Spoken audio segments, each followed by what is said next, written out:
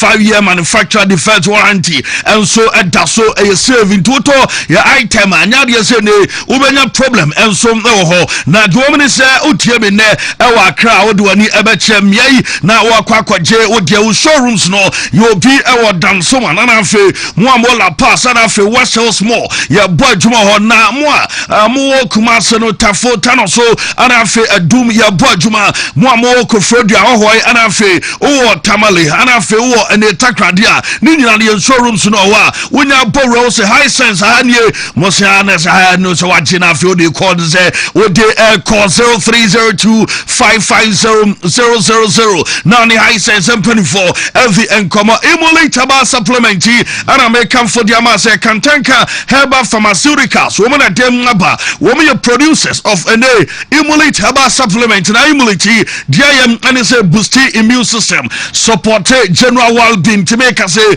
mbia wo diam and say ne wona antika krabia no abra woni so brew ya de anketenkete bi na bodre bi na fe enyi sanu amane nyina no emfi emfama oyo bawa fe funu o makoda no fu na asem ya akrane ni mfe dumienu enso kwa umani bia enye ye 0535112813 na fe oni adin komo Samens Vita Herbal Mixture Capsules agan enye adrowei ana make am for diama bema bia acha say wayemre empem bema wadroni o unya bi na oba ebeboa pa emana momentus enso emaye no unya bi Samens Vita Herbal Mixture Capsules na unya prekesa no preke no edem etachre no ano no ade do betime flow kama ede amasiatica ana woti pace e wo to ase wonu ma ba ni nyina na o boss Samens ni bi na afenu ama aye kama ede amadre utobia obefre doctor na afo akire kwan a obefa so abenum no 0240616061 na oni adin komo 3p garlic mixture ana American for edem amobia wotie mi na do pay as a way a garlic munso na hoden no ana yakwe ana afi natural plant juice ana yadem akeka boma ye nso nija enso enka drink chano so ama me so wa kese ana asembia obi a sugar level so high blood pressure ana afi obi a wonya stroke moma ni bi na afi onom 3p awon den foforo enso abeba chano so say our glass bottle monitino ayo koko ana afi ene garlic no enso mada ho okaisi drag lane ubenya bi enso mato kenso okeba ya boy juma na afi tema mo community 5 little George unya bi ato kumase kolinako unya bi na obefre number ya na mede tudwai na afi wafre number 0248928824 0248928824 na afi with 3p m24 edim enkomo two face no yebetwi yase anum beda wonka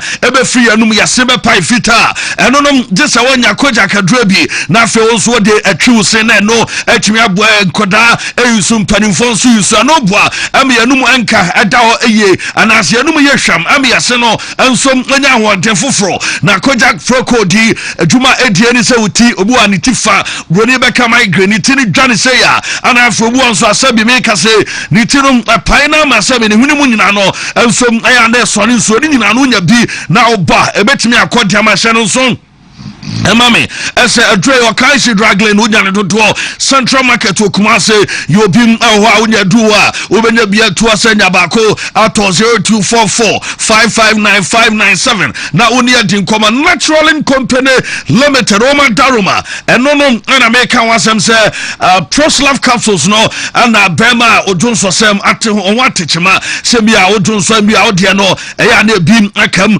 Ubuan so Junsa, and May Salamike, Ubuan so Johnson 10 2 minutes or Johnson can be 2-0 ya na majoso na fe waseme Johnson wasi na ye koyanimo ye nukonongo wasaseme Johnson be hard driver ni sa ni nyina no and say ball prostate oban abra ball proslav capsules no eno ebetimi aboa true man no and say weak erection and afi west pain see ni ya we ya wunya bia beboa premature ejaculation ni nyina na true man capsules no and ebeboa na Congo ointment no eya honama ni sa and afi bia a make us o diarrhea no honam ne hene wo ba apply bi na afi timi aboa be friend natural and 0249017101 afro ni yen papa stroke de na to form unia bema bi da form a stroke ade ana hana dra fa ne bre ne fam rento so doctor no enu ntini e friend doctor time da so de mre ana ye adwuma wona so ye mu amusisi ya muguta poma nyina no manfo ja poma ede to ho a enya asemeto awo ho asem aye den ede ama bema obese ompagya obema yimu ememunya du emfama bema de enu ane de se wontam de se wanim ho no anya bema ene se bia wa kese wa bo wa di gym na se o ba pagya wa beti da bi bema de eso bema mu ye duro na otumi de adwuma no na mu sa ye den edema na mu enso adu na mu amre enso ase pray na onye ho adwuma doctor time da so bua kwa agogo school junction ona doctor wo pokuya se mayera ewon cry 0244774282 na oni me dimafo awie yenko Alaska we hyesiem na ewo ye fe edema wo ya nice me kamfo Alaska ma so duwa wo pepes ana Africa beta ya dem to form ni nyina no wo mo adiaba wo ma ta wo do wo de bi aba na Africa kind of best spread no ni nyina no wo se yankancho se wono ana de papa no enso adiaba kumasi adum ya be boss am building across circle tiptoe lane inside Shepas ana chamanke to antimu du mo juma 0554114878 na fe woni ye edi en common na yanko Lawson way na fe Lawson Beverages Limited na yendi delay man beaters won komo delay man beaters be man no ati say me delay empem be ma de esem utimi bo juma na delay 2 minutes no awie obani busa say wa wie ana eno de adwe pa say wo wusa wa bo juma pa na wo say ma wie na obasa wa wie ni nyina no say won no ko from bon adrebi na fe eje o long journey na nuama som anya kama fama delay man capsule say mai obu an menses wonya na ebu wa na esububu date no sesa ni nyina wonya bi na ba obecha na so adibe baka mebe flow eno ye kan say delay man capsule 0248619999 na fe what the commanded so wo ho e ba clinic doctor to wusu doctor Daroma doctor say wani no cataract esu wani no so ase brain na fe onni juma emfam ema pressure ewo wani no so na glaucoma hawa doctor say ya de no bu wa na stroke ana afro bu on so a prostate na problem abem wo do wani takrade ya ben we takrade port quarters so ya ben Archbishop Porter Girls ana fe mu amu kuma se kwara so State Park ya adwuma mu amu Accra Tabora Alaji Walako Junction monsam kai ewo ho eni da so o eba clinic 0205990123 na on a doctor edi enkomo ye Romo Solak na fe ni komo Solak na Solak Natural Clinic ni doctor asa men catch us bema the prostate no na ya de bi kan wasemi because no anya adwuma te wa toka na engine enso anya adwuma zo atoka zo ntu na bema so prostate nya adwuma de enka bema ni wo kranka ye anu ntim anya se no prostate na emwa na ma prostate enso ajale na so solak misha aso twan ase obeche o de po white emeyi ane hawa anu so nya bi na oba ebeyi enka na fu ama ase wa atem amazemane ya panyan obete dene 0245 na fe wa fe doctor 616028 na fe woni ya din komo karenstick no eyenam yare enwasem na ye kan say ye kan na waje so say emi arrests egu wa wogitum oba wo bie nkomo yiso a be ma ba ensen cry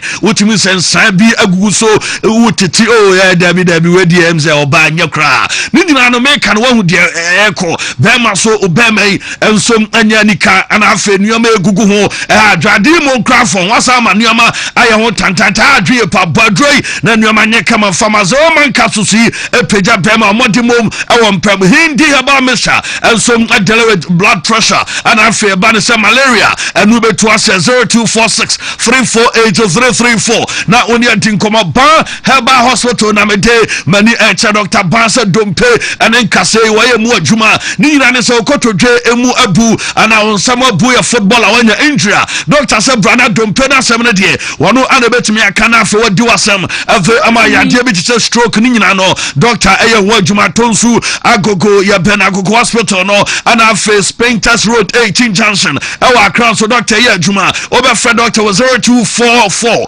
988004 na ne doctor di enkomo yenko tabia we na afa ni nkomo na tabia takum no Bema se takumi dia wa wonim se eno ene ya lawyer atese de bia no asem no mu ya den a obena afi obekenkan the preamble and afi articles yi ade ema judge etimi twitwa ede jew na se ye kan wo de mbeza me kire na ade no oye ya na abesene o ya na asa ekom na o start ya na asa o se de make no o se no enti bema se mu be peja amao na watimi dia yo de so di bi atakum no me se tafre bi oba no nso di bia no ebe boye pa mixture no edele with malaria join this and afi ya ban se wonu ma to ntimi dia wadro ne capsules no eyesisie ne ya wo ya numpi 0243686861 na oni awie ya kwam no and then power specialist about hospital ya mama doctor akosua duaya na daroma and ye remu amono ne hepatitis ya dey waje awas be brain ni nyina ne se wadro our desire the stomach ulcer and afi fibroid kidney stones no wase brano onto ase mfama duaya heba mala me se dele malaria cough care heba mesa dele with cough and afi wonu matu ntimi ne dia heba tonic no nya bia eno ebe boa mo akra no kwa benya ACP road wo ewo power hospital bus stop mo Kumasi Fayase Bosumtwi Road ewa Duaya Junction na takrare for dia orekodo ewa Naji Estate 0244 544 422 na oni ya mame doctor akosua Aduaya evi enkomo JC papa no ene Accra Sports Stadium ampaya ebedwa Ghana Calice and flying G omo ko nyina no edge Black Stars JC otufie so abetimi age atena TV echi na eja wahwe odiem no amo replica biano national team ne clubs ni nyina no ebi ewa 0547 047 771 and 0203 682 na watwetwe nkomo na waje replica JC papa fancy well me da say couple na ye ba amuzu PL Balmista question of the day so I proudly brought to by amuzu PL Balmista we know infection and so adronti man sansa gumase now your bawoten cancer and careful ase ba me bi atwam no enya sana na hositie na need intine sanema nwie paye ma na enso gu roll for vase duba bia ya ne mo time bi na aye color brownish bi any adena ama chese be ma kra ba ho ofre ure ba ho a na so amoa chese osire ya bo ho abomori yanse wo be pe amuzu pi ni bi ato na be man so ensuvite bi etafu be ma mu ba no nya dro bi no me bejai na faman sansa gu be ma ne ho nyina no enso aye fine amuzu pi adarmo say yemusa say one should not been to Otuaro if he fails to beat Mali today. One should not been to Otuaro if he fails to beat Mali today. Say Otuaro Black Stars and Timiansha Mali and Diana say be Otuaro say be honorably on one casa na simple munyane kwai na zai and I'll see who also be an opinion. And so you so young share Mali na crash to na no ya monwe yes our 2 games anti Cabo Ghana for say mo say Otu resign dey mean so no be resign that because AFCON no qualifies na your boy ya intiman qualified fancy hono na man for say nkai on one year adwuma nto ko AFCON want me and qualify for AFCON kwa resign now maza yentie Ghana for Adre Pedro Madina say Eric Ten Hag nua Otuado yaman 100 years of prison say nyame adomo china when they were jimi anhye yam achina Ike the Roxen Ike the Rox yan second fast cry na Ike nso dem aba ye don sem no dey ba we nso Philip say we should ban him from coming to Ghana na say yen twana so fi o mai mu kra and Abba Kabel say simple cry we should jail him for 50 years fancy and on also atraba Zakaria Abubakar was in 190 years in prison. One also not drink and no Joe Felix says sack him before Mali game because he will lose in Timon Pamnokra and also they have a do but how can Ghana qualify to World Cup if they lose to Mali? And also Ebisa Ewaha. I say but Ghana can qualify to World Cup if they lose to Mali. Okay. That's what has a chance. Crowders. Okay. Now best marker Prokuse sacked Wontumi.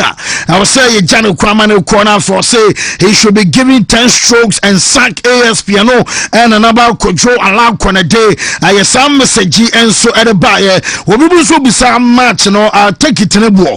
Yadini announced Adoma West. We should sack him and can slide and some message Jenkins for say sack him immediately and also Edenadi and the buyer I'm Francis watching the show live inside for Sukrum inside IMS office. Otuaro should be sacked if he fails to beat Mali and also Denediano and so the banana pay life our show so they should leave the coach and let's sack all the guys now Chester Lawrence Collins and so and so message on the young quick one ABC game no more from real quick now me better because your mama phone should di 6 hours mesama mobile 2-3 calls we now ya go for about quick and then Monday when say Monday so your friend ya go cry anti and some I don't know now ABC no and the star 262 hash let us bring a year LYH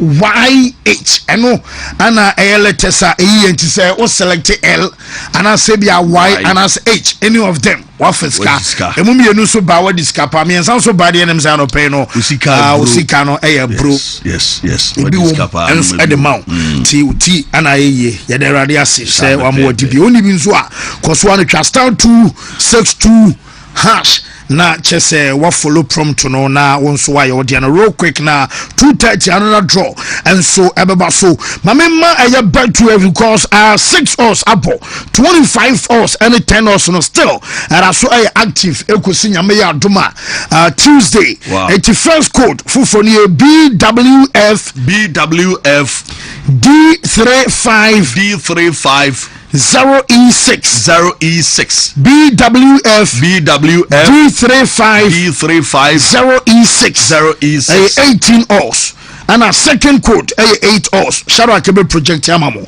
BWF D35 A6F last code BWF D35 them say the shadow project in the yeah boy and I say difference room shall so any man and no as BWF D35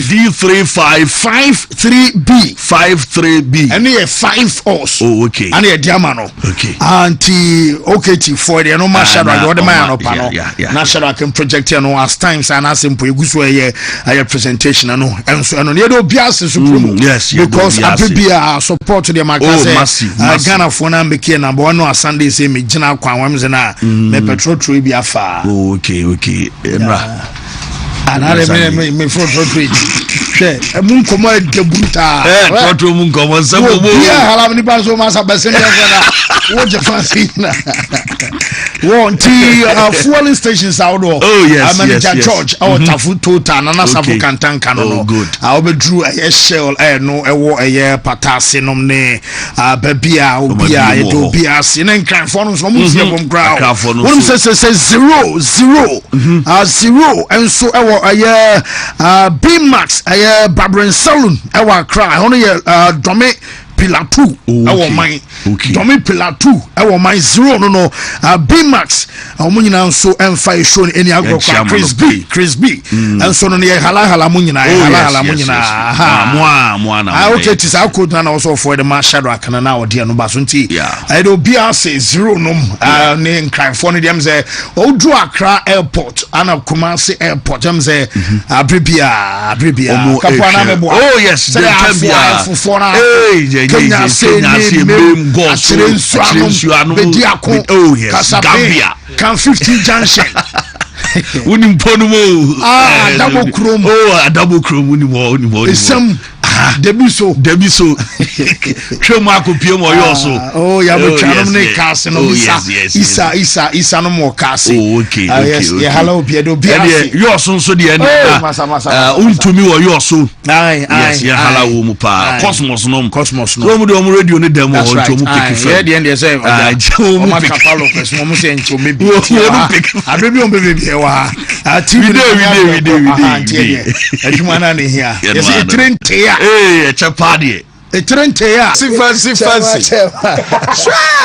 say fancy you stubborn sponsor there no any fancy chama fancy you strong yeah that's so yeah but nya time we share because now what's your na chikakra abada bi amhwemo adwuma ne koso some hwe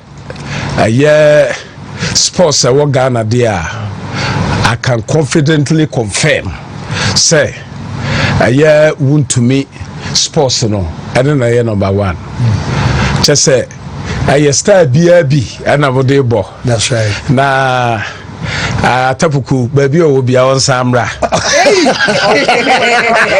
so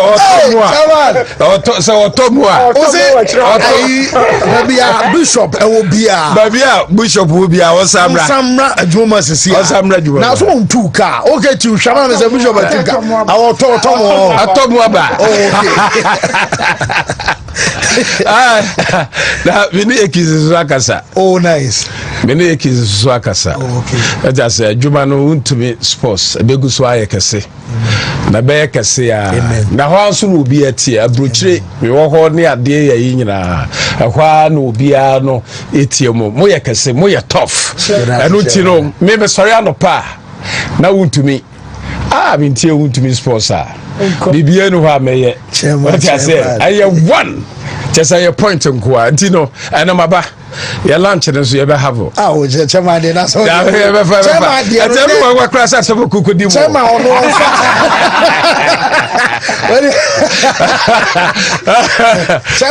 chema se betunu ya tell you se ko chema de nye ana alert nam de masa wa ya gani when you want to take it your own buffalo only take it your own buffalo masa chema da so because them say time on common start say ko so na nyoma ya yinkakra ba chema we chema wallahi baba atakre ko pa mo atawo achi o se na atawo kodi mo emu de o de mo for prerudo mo for prerudo o de be ma say triple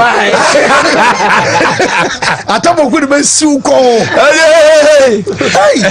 chema na mini ya be ba so de na bi ko me say da ensem ne de mo kotokomo de ne ade nyina ne nyoma e ko so Ghana league akwa na am person of this cabbage man chema league moye I kotoko de minim say mamini kancha santeman na mencha santeman ra yura ye hene otumfo se tuwa baby asantokotoko hene awo ya santeman ra ne nkwaso odo anso na kotoko so ye ne dia na sesia no enam MPP ntino aya ne dru baby na mame som no yasum kwan bebre so ane ye de ba minim say mre bi beba kotoko chema de medibi yeah minim say mre bi beba medibi wow yes na se bi dinso a me de gaga yesem sikade patapa me de befam amatimu no aba back said you na bra na Herbert Mensa wo so ye no Herbert wo so ye no sabre ni iswa asafo yehu bi enti meka ne nyina de abom de hyehye aka ho a what you say baby akotoko kakodro no obia no behu no but said Yesu ka kire Mary say memre nso ye no enu bi na ne me meka kire say memre nso because adwuma bi e de be ma obia na wo say utime yire wo ho na utime ye na wo ye ne ye soso esanse ye pese ye boa MPP na 20 anwa juma no you Yami wohoda se uji dudia obeya mama Ensachre I know you Yami wohoda se uji dudia obeya mama Ye bompaye Shamachi Shra Yehuwa Ilahenu Yehuwa Ekat We ahata et Yehuwa Elohika bika luvika Uvika naveshika Uvika miyodika Tode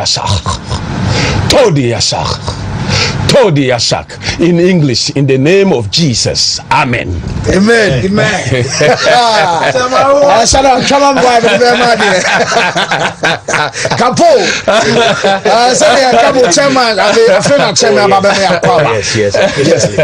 Now me have dey bibi anso go tama taboku kasa mo send messages and e benyin obi ase. Hey wo chairman ya de pa say watch me assemble. Yes kwara bi ko me nkwa me ho hene papa me. Na guess it is okay how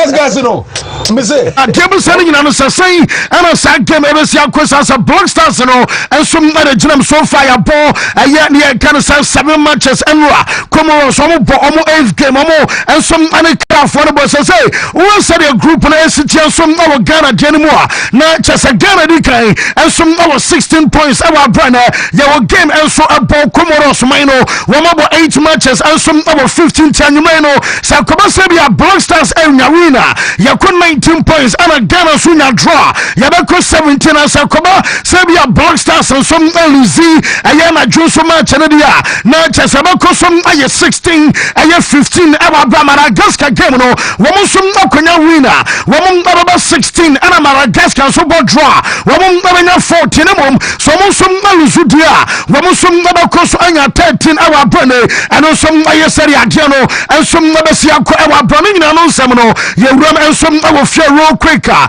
yet I'm telling some Ababanamum Mame a young Quadano Konya Cancer international break our brand peno more than some Alcoco Drew Yababashana wouldn't say make a nano person ya bomb a usual shopping and no and some aya tennis and swirly I'm a Chesa Carlos Akaras and a usual shopping 2025 no and some aya sin now so now unya time Amonitano power bra Yeri and Jumadia Fansan Wontumi a yes sports bite and so bar make a choice a bueno and on some other year number 1 our brano and your points accrued Abama Quadano I regain number 1 sporters as a 2 years ago and a cover say and I had the last time I Quadano some other award number 1 today Wabu trying the opponent I fansa Yannick Sinner Emma Chesanwa Alcaraz Eklemi the second US Open title what can you know some other bomwa I assess Grand Slam titles Quadano one of some at me at the nominal casino one I award number 1 which I latest number 1 cancer and some abaya Carlos Alcaraz I award number 1 Ebiamono number 2 a player your fan Yannick Sinner Aurora your fan Alexander Zverev one asuto some yensa never Djokovic atoso and I tell a freight our Brian Siano and some I Ben Shouting and watch and so and some I Jack Dropper our bra Alex de Menor and some atoso and watch and crow I Lorenzo Musetti and Afe Ura Fanasa Karen Kashanov one of some atoso Emma Kumako Edu and no I said the latest and I rankings ring and some our brown seminal yet the Abba Sama Tema Alcaraz Agusuanum also game no watch and 1 million on Sabankumba yes when you can Rolex no when some I just a new one's class I say and then some other jasso now I say a newly unveiled I just a Rolex as a company watch when some other jasso and chakra I a Cosmograph Daytona Tiffany and I just a Kodana and one some Miamo now Jamina say market price no I $120,000 and a player your phone is Akaras and Mia one some other board just a tennis enwa na chese nkwana no mo bo golf nom ane chese tennis nom amosom ane ade o fa sa komudia ne nsade ane sane o man eni agrokra $120,000 akoda kuma kra wono na account nyina mama ne papa no sada so mo eda so control na wan kwere ne matie sia fa sia ne atwi so ade be chena chese account mu da hey na uya sa wo convert here enom ana mafo so mo mpa no but mini choice eye 1,448,188 Ghana nesam eye 14 billion ana de gwachen kwano ensom eye 481 million old currency eno ensom eye amount akora no de mia what here eno som esini saso amachesa wonsam no nyina no ye de ema ye tefo enano pay ensom awo show no so na wabra abasa sese wunia ensom abe world number 1 was say na me adie person waje ni US Open na eno what was abe world number 1 achesa akoda no ensom akasa wonsam no nyina no ye de mo no ensom ema ye tefo enano pay ensom awo show no so achesa akoda no aye ni je ana amana fa wabone Nike for some celebrating na ye de jaka no nyina no ensom ade ema onum say international break ye start season na ma won sa de ba ko am na mpa no ensom international break sense the month of September yakwa yabekom October ni yakwa November ni asamba basna ko the month of March ensom ani adena domo kan nyina no say ene womosom abaso omosesanioma na nioma according to FIFA omosom achose womosom abaso omosesano ensom anisa sa international window wom besa makoma akofo ansani abo national assignment ensom anyina wie no metese FIFA for say womosom abaso omokatene shot na afi enom free ayema akoma akofo ensom adeba aye 3 na send yesere nkako September October November ni aside the following and also March and so no according to FIFA one say you want to just one some other so much so amatiano and some every 4 and some other 3 abasaradia na some matches ni bi abakwa kwa shababi baby sense ne ama chasa clubs no one and chasa national federation sawodo one some anya problem esasienum kwa dia mekan na no pense one brontia fan say Inaki Williams ni yakumana ye fan say Nico Williams akwada no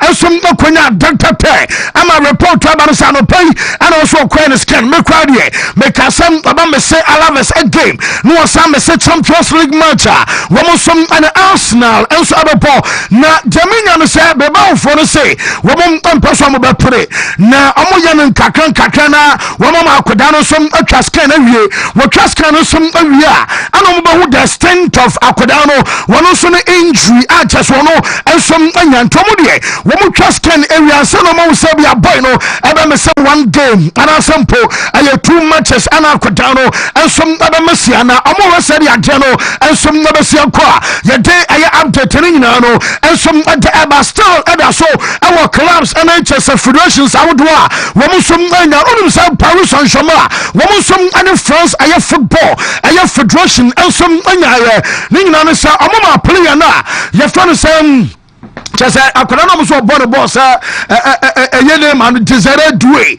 ansa no akapo enso ade more enso abai na boy no so come say 1 month e wa bro no enso ntimi kekebo na ama PG for no so dwapa because omo say matches ni bo ma ho hyeda hia ana say France kra bokra na womo eli dinatches omo hia obo say coach no ama nkodai e da so gyina e bossa na ya na want onim say Paris Saint-Germain at the pressure echo a federation so and clubs aka womo some other players ama aye the French Football Federation womo nyina some other the same pressure and some other federation our bone abema aye Paris Saint-Germain for no womo some asem edia aye de because na akora no be konchen few weeks our black down and some intimi mobile nyina no aye prank no ko aye national assignment womo some asade ba arches and no aye kakra frimu and some abayene room our players no mama yakoda na forsa Bradley Bacola say yem say Bacola you be a say a Barca Man City for them omunya omope and ana Liverpool so mo silent kia akoda no tu aya club no ana fe ba mo chemu nyina so di ensom abamo na Bradley Bakola ana deminya no say wono nsom ade Paris Saint-Germain wo mo gusu di nkomo enche bia boy no ebe stand the contract ade ama club ye fe so PSG na wabo mo be sa akoda no say no metese until 2030 eno ensom ana aya contract offer wo mo som ade atu akoda no nim na chese until 2030 no enom aye serie be sia kwa yere update ana dia kan nyina no ensom ama ye tefa anano pay ensom awo show no so na Paris Saint-Germain wo mo be tu twase ama bronte na ye fa no personal Kimpembe wono som ayo biam sa o ma jane kwan na oko kata aye kata sports club ana akoda no ensom akoto so asompa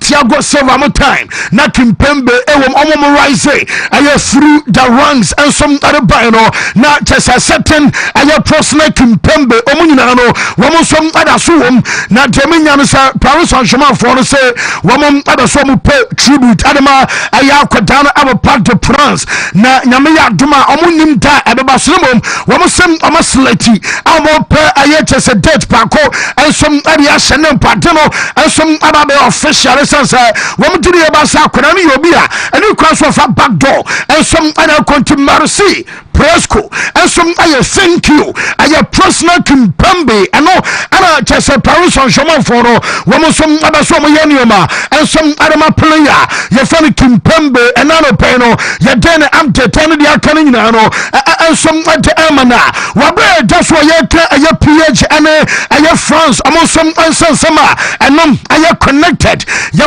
national team adama le blue anse ene obi agitum sam today I was on Kebia Mike Menyo Wakonchan Ama Lucas Chevalier and some other them but report I mean say can say according to a insider woman some other basa say bibian sisa and the aware for some Mike Menyo ebe koso I imposed at the Amale Blue of France essence Menyo no Wontumi kasebia na aye kaseno I was Chevalier ebe tuno ana metese coach no so a ye for say Didier Deschamps metese jane nyanya ready sa kwatano wobeso yi no ensom afi post no mo na omo say eji se bia mistake bia hu na wonu aye ana kwa na nya bako ana nya mienu ji se bia na mistakes no eno som atoatoa so na ne atoa so na me aye coach ne dia na ne afa omo kase aye yie ansa na Mike Menyo abanchan ama kwadana ye fam sa Lucas Chevalier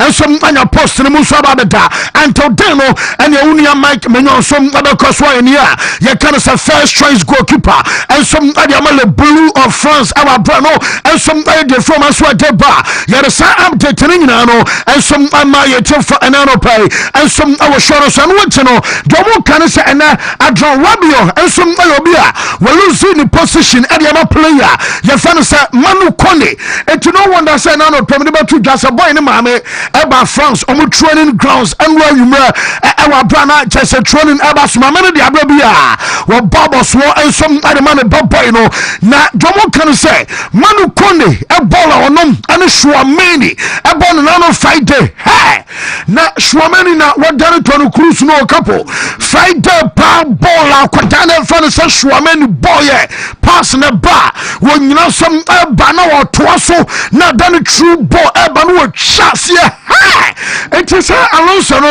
am so wonim eno ntina mam ana wodru Madrid medical ya betu twasa oka omo a Wontumi fa wonsa enka wonom amanu nya yi a Chouameni edikan ansana aye Valverde enso aba na Chouameni ya juma na no Friday pa ye say woni Manu Kone ere say wonya Ngolo Kante enso ade Pogba enso awo medontina ene ye say unia be so wonya boni bi bo Adrawabio ebe so wonya bi bo agise unia yire ne ho pa ansana bi Manu Kone no wono so atimi atu ne sansana yesi coach no kwa ba akora na ba so say Manu Kone and some Ayobia were underrated as a man for Shining Boyno and a man for Bola Quadano and some Etimi Bonabasopa.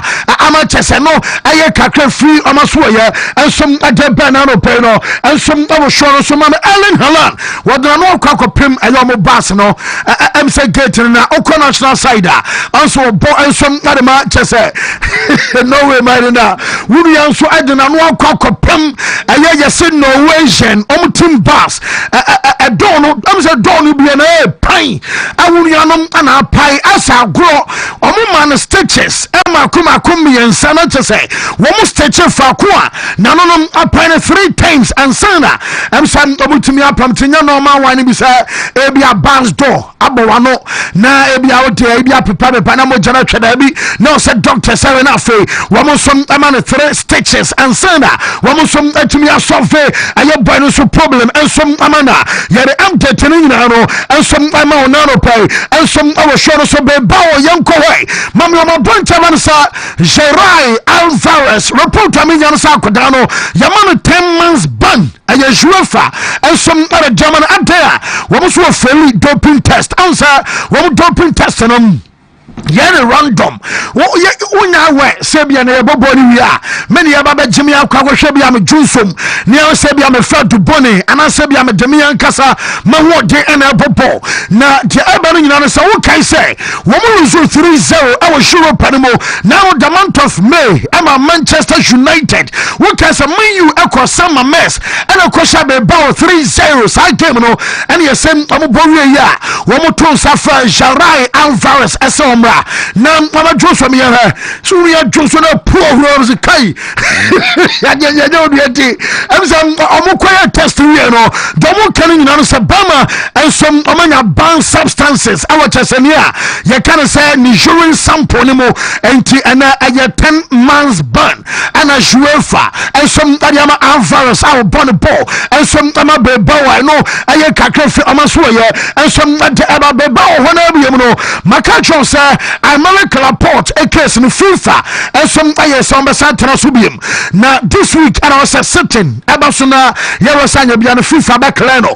I'm a Unia Koswabo Ama Bebo and answer woman gender transfer from Al Nassar Adebabe Bon Entum woman Jitum dia Obenya Chansapo woman Yantum Diana Chesaboino and some move in Nadia Sano and some Abaye. Now Mama Kono Gallagher one himself Kono Gallagher report from his second transfer market ni bi no Dintia Simeone and German and Consa Mebekasa Crystal Palace na chesomu nyina so sample player ye fa say Galaga edena kona domo kan say boy no modempo no aso coach na ni pa okay so mo Deportivo Alaves obebobi and what you say manager na na modempo no awosoro enti ye international break na wabo mo ball aye 3 matches out of possible 9 na Bobo Kwefano Atletico womanya 2 points out of 9 no again intimate women's game against Aya Thomas Platinum and then they game against Aya Via no report to me say manager Jones we start kono Galaga isansa ya international breaki when you ama into on a manager no across some stay behind that we some Aya training ten amenaro no ya am tetani dia kanin no and some ba player ya fan Frankie De Jong ya kanasem Aya last week in Sabama and some our problem on the tea na Jeminya Sakotano and some other scan and Nasa Frankie De Jong I scan here and about Bretenton Potiabama and some other Trefemano Casadie woman young rule out as a Barcelona and will game about weekend what I said De Jong about and as a Frankie ain't me Mosa game no Yellow said a boss I could only trust can here and some other call Yanka also Mutrascan and Mountain and woman some driver by Mama Gavi time over room I was Ciutat Esportiva Gavi I'm quite getting a Puligiel no to dream Canada. We am so pull the corner. Aquadano will be trust can because I know Pemicasa one sham about require surgery. Report to me, Yansano Pebueno and some other camp archers or other room. I will Barcelona, Ciutat Esportiva, one Gampa, and archers Aquadano Scano, one of some other Tanya who Sanya Biampa about require surgery. And as I say, and I Gavi. Gavi and some scan no ebesiako na Jamina Crown say Sakoba be a Gavi and I just want no and some other scan akrana metesa kwadano yes one shana nche e ebia aya besa bosume ba kupa bi na chese wono som arekofa enova besa mantress akoda no ensom esa ban sa Gavi ebano mama Alejandro aye balde esense balde som aba enano paya Gavi ebewram we ancha ana Alejandro balde ensom adeneka enso ebewram momenta Alejandro balde ensom abano sharak mu projecte ediama bon sampa balde so eba wono so dia minya no sa wono som trying to scan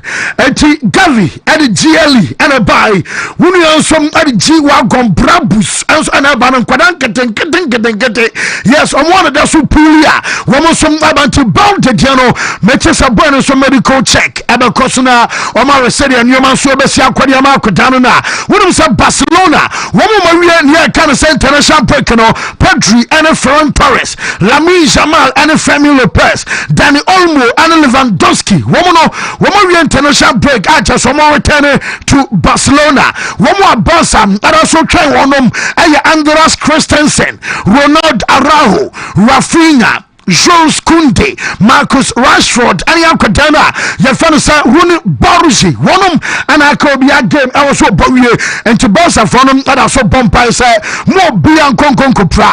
Now, report coming and say, Wabrani and himself Barcelona, and some actual Moncodano, wouldn't say Rafinha, Jano, Mikai.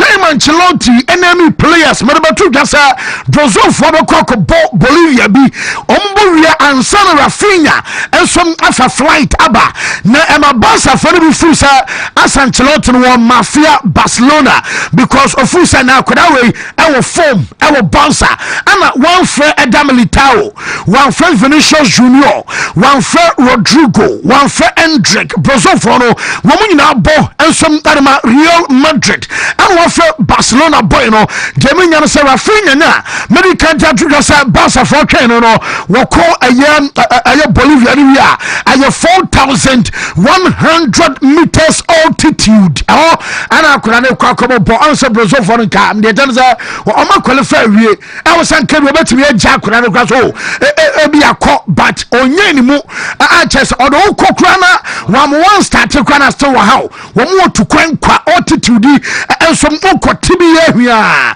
Eti Barca for no did as I can. Obesa the former club Real Madrid Ekosu Chim and Sana what Jack Kurana and Swabantubano now I am Mra what to Baha just what Joho and Sana just Akuran Swet me up one and sweat me up on that Recomono and some did Yabahu Sanabia Barcelona one game against Valencia Becoso I will come new and I say ain't to me cause our the same stadium man moment of reference wall porta and some other tree la porta e by na la porta by no na chesonu yourself ni kama aso bian so wo mo bedin komani adena ya rese bi opani and some benanya bi asene komodie no and some obesi akọ ani ade na metisa serious kwano de bibia chese bia na Barca Valencia no enya maso ewo you come new because abeba so bia Joan Cruyff aye stadium ho ana sa game na ebe so na say match no kwa Barca o Joan Cruyff stadium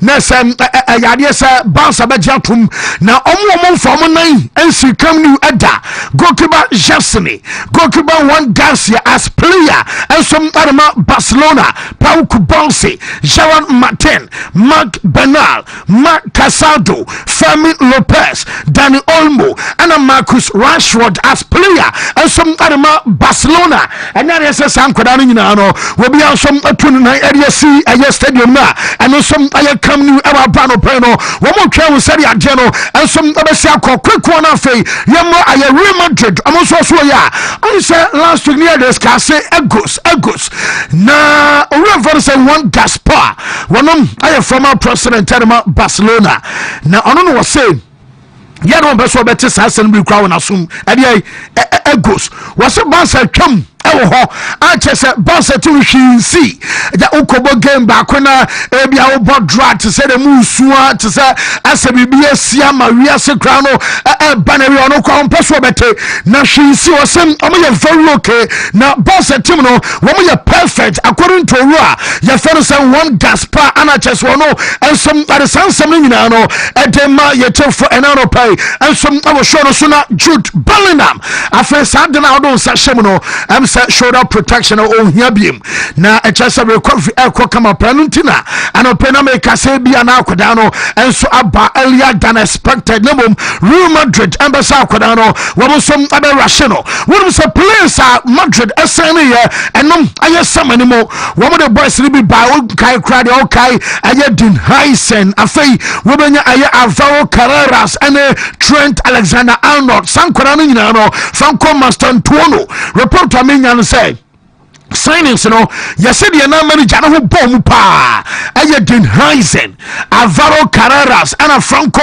Mastantuono na Trent de we be am say club no a project and some ano no umpo na ye den akoda no wo mo som adene beba enti e tro say manager no aye happy signings onya ye and chese players wo mo som atwade ma manager na chese onya say pa because ye for signings na mo miensan onso onya say e wo mudia na chese ne kwanso anu no na report amenya no say manager no nanka bia nkamioni bi esa be kan wan kope sanka bia mu ja Rodrigo kwan no me ba ku bi asoso any other one bi ensom ababat wanya no say nyina ti kra no report amensa kan say still now no manager fans Alonso ayobia wonom ada so aye happy and no aye signings so far coach no ensom atimi aye na Mbappe and will say Jason number 10 no wan kwaye pesa minkum na obi anu say no be 10 and no credit since last season I will buy and I'm a beka senka 10 and the bat Wontumi nkoro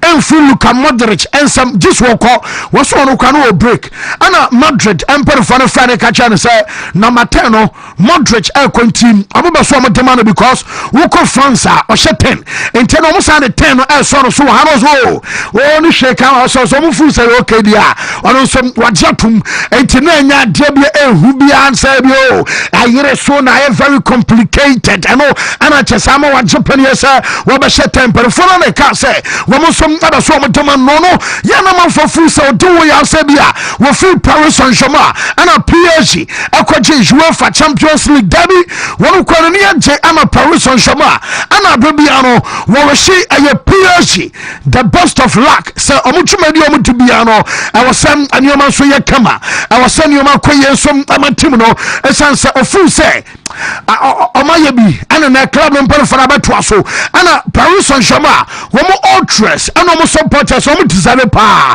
because I trophy back no ma patch entina so no na so matimi age Champions League on do ho ya dane mom and de say sa ene omo so atimi age bie and some ade so mo na so eno aye kakra free appointment na so ye and some ade aba ye weekend dia wo say Man City wo mo so an Arsenal I will game a boy nyame adama later this month and as a game everybody so a big game report to me nyan okay sir yaba call club World Cup amuka say referees no omo the cameras ebabu bo amatadium ekowiase na camera no share as omo communication gadget no lapon no mo achese abo omo so ho but jeminya no say nyame ya duma Arsenal and Man City abekoso busumi mu no metese referees no medi sa game no referee center referee benya camera area ball and atade na fe yaba benya referee camera eno aye Arsenal and some and Man City gamer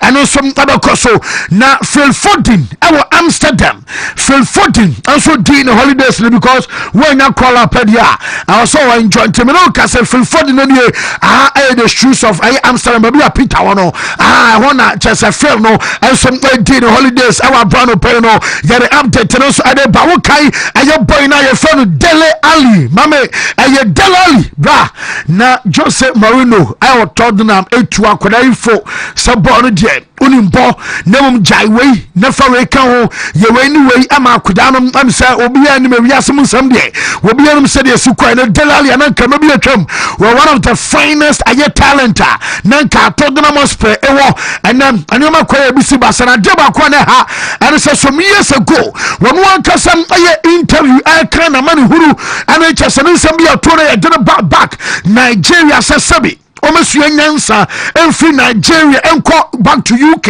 and ya dinoma of famu asem anyoma me wo na bia step mata bi anase bia step father bi atiti bi ni ade den ba ko nipa be 15 ana mugum ade a yesi besu nyansa na so dan no mo ni baba se dunum ana dem sane manu nyina wa fam temsan kwada no ya na bring back mamusa na manuema ayebisi basana wo ka se beto dwa transfer market no se komo terminating contract and they metesa Wrexham womo ana report amenya no so mo ya kodano and some other so mo yatuma womo show interest our dela alumuntianim sabia Wrexham abefano and as a saying ana sa move no and some Abasiako. Now, at a last week, Daniel Levy, over 25 years, and he one some other Jumana to honor, Wontumi trust me, and no Casebobo Kua, your father says, Pers, no man for him so, Ebi Omubaton. But Dominion say, Tottenham Hotspur, Emperor front of the Abasa, Wamunka so more tongue,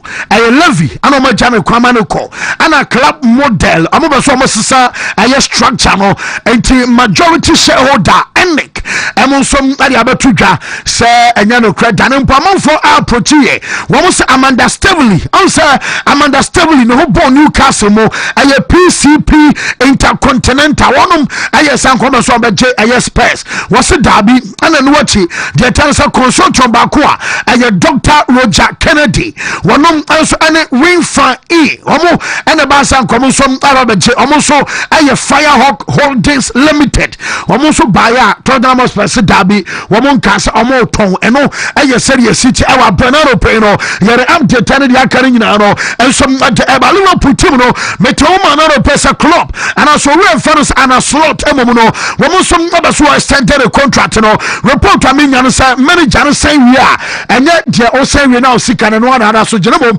some other pajam kakra and some other coach and not fe the sick some I come and watch it from other a year summer transfer market outdoor and some other panel woman say Liverpool aba back to the top PDA woman san team come chibium and some okofoma yana sorry adding chabebiano a world class signings and I'm no say woman some I promise say a coach and say one more sign in as Adiamano and Tina manager and Japan what cost why Juma for a longer time and some ama clubber you from Liverpool archers and some Ayaka Frimo and Abaya Yelfesna Yamakwama from an affair Yamatwasuna time that's why Babana share Blank Stars and some and the Mali World Cup qualifying.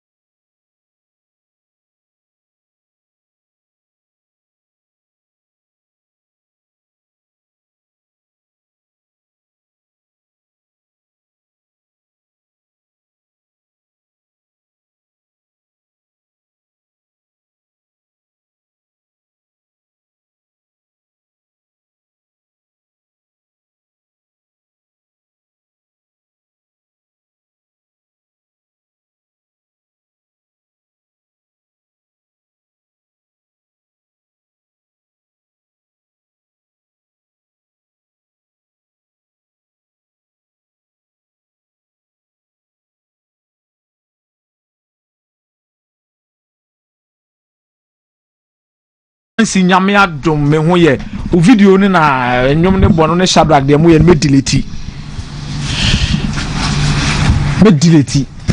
ewo he oh my young underground works in you. Oh, okay. Yeah, but blacklisting a free system into where we all fools in now. Boss, I not phone a freezy. Boss, not phone a freezy. Okay. By fancy, wait the cacrabi, obi at the request be out to your name. On say your life now, yeah, nothing. ana obi ba no the credit abeto to 5 gig to 10 gig. I'm begging you. Mo bia so mo bia mfi. Mo bia nkotobi because matwe bi sika mo no adane ni nsuo. Yesremo ye ton bundle. What is fancy? Once enyo bia na sebi ana isaso ye video asini gidie ni men fall for sane man. It men fall. Why? Yesremo a obeto bundle akwa network ni so na kope network bundle ni bito.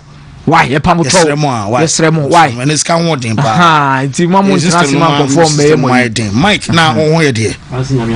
Oh, ye dey ame asepa. Ti.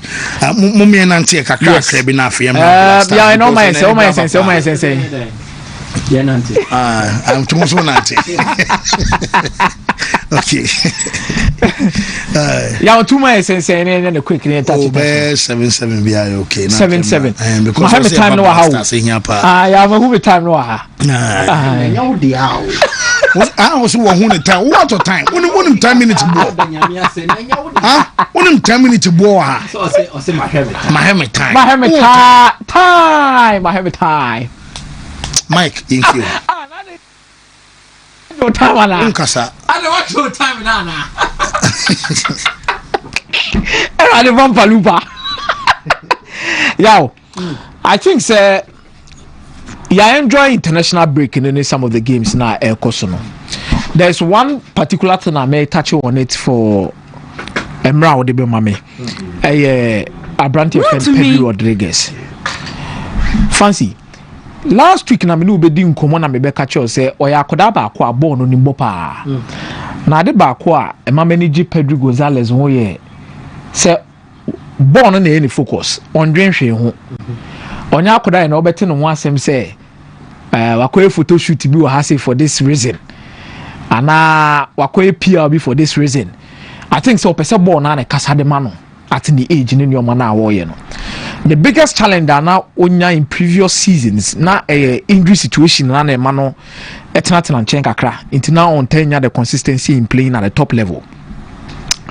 And Luis Enrique at the Nations League abra no obi ani na no so and obi ani no yehu de obeye fancy. I think say the Adeba kwa Jude Bellingham enim ye chen Pedri Rodriguez and Pedri Gonzalez goal scoring and assisting. You see, and a football now ye movie akom no. A numbers game.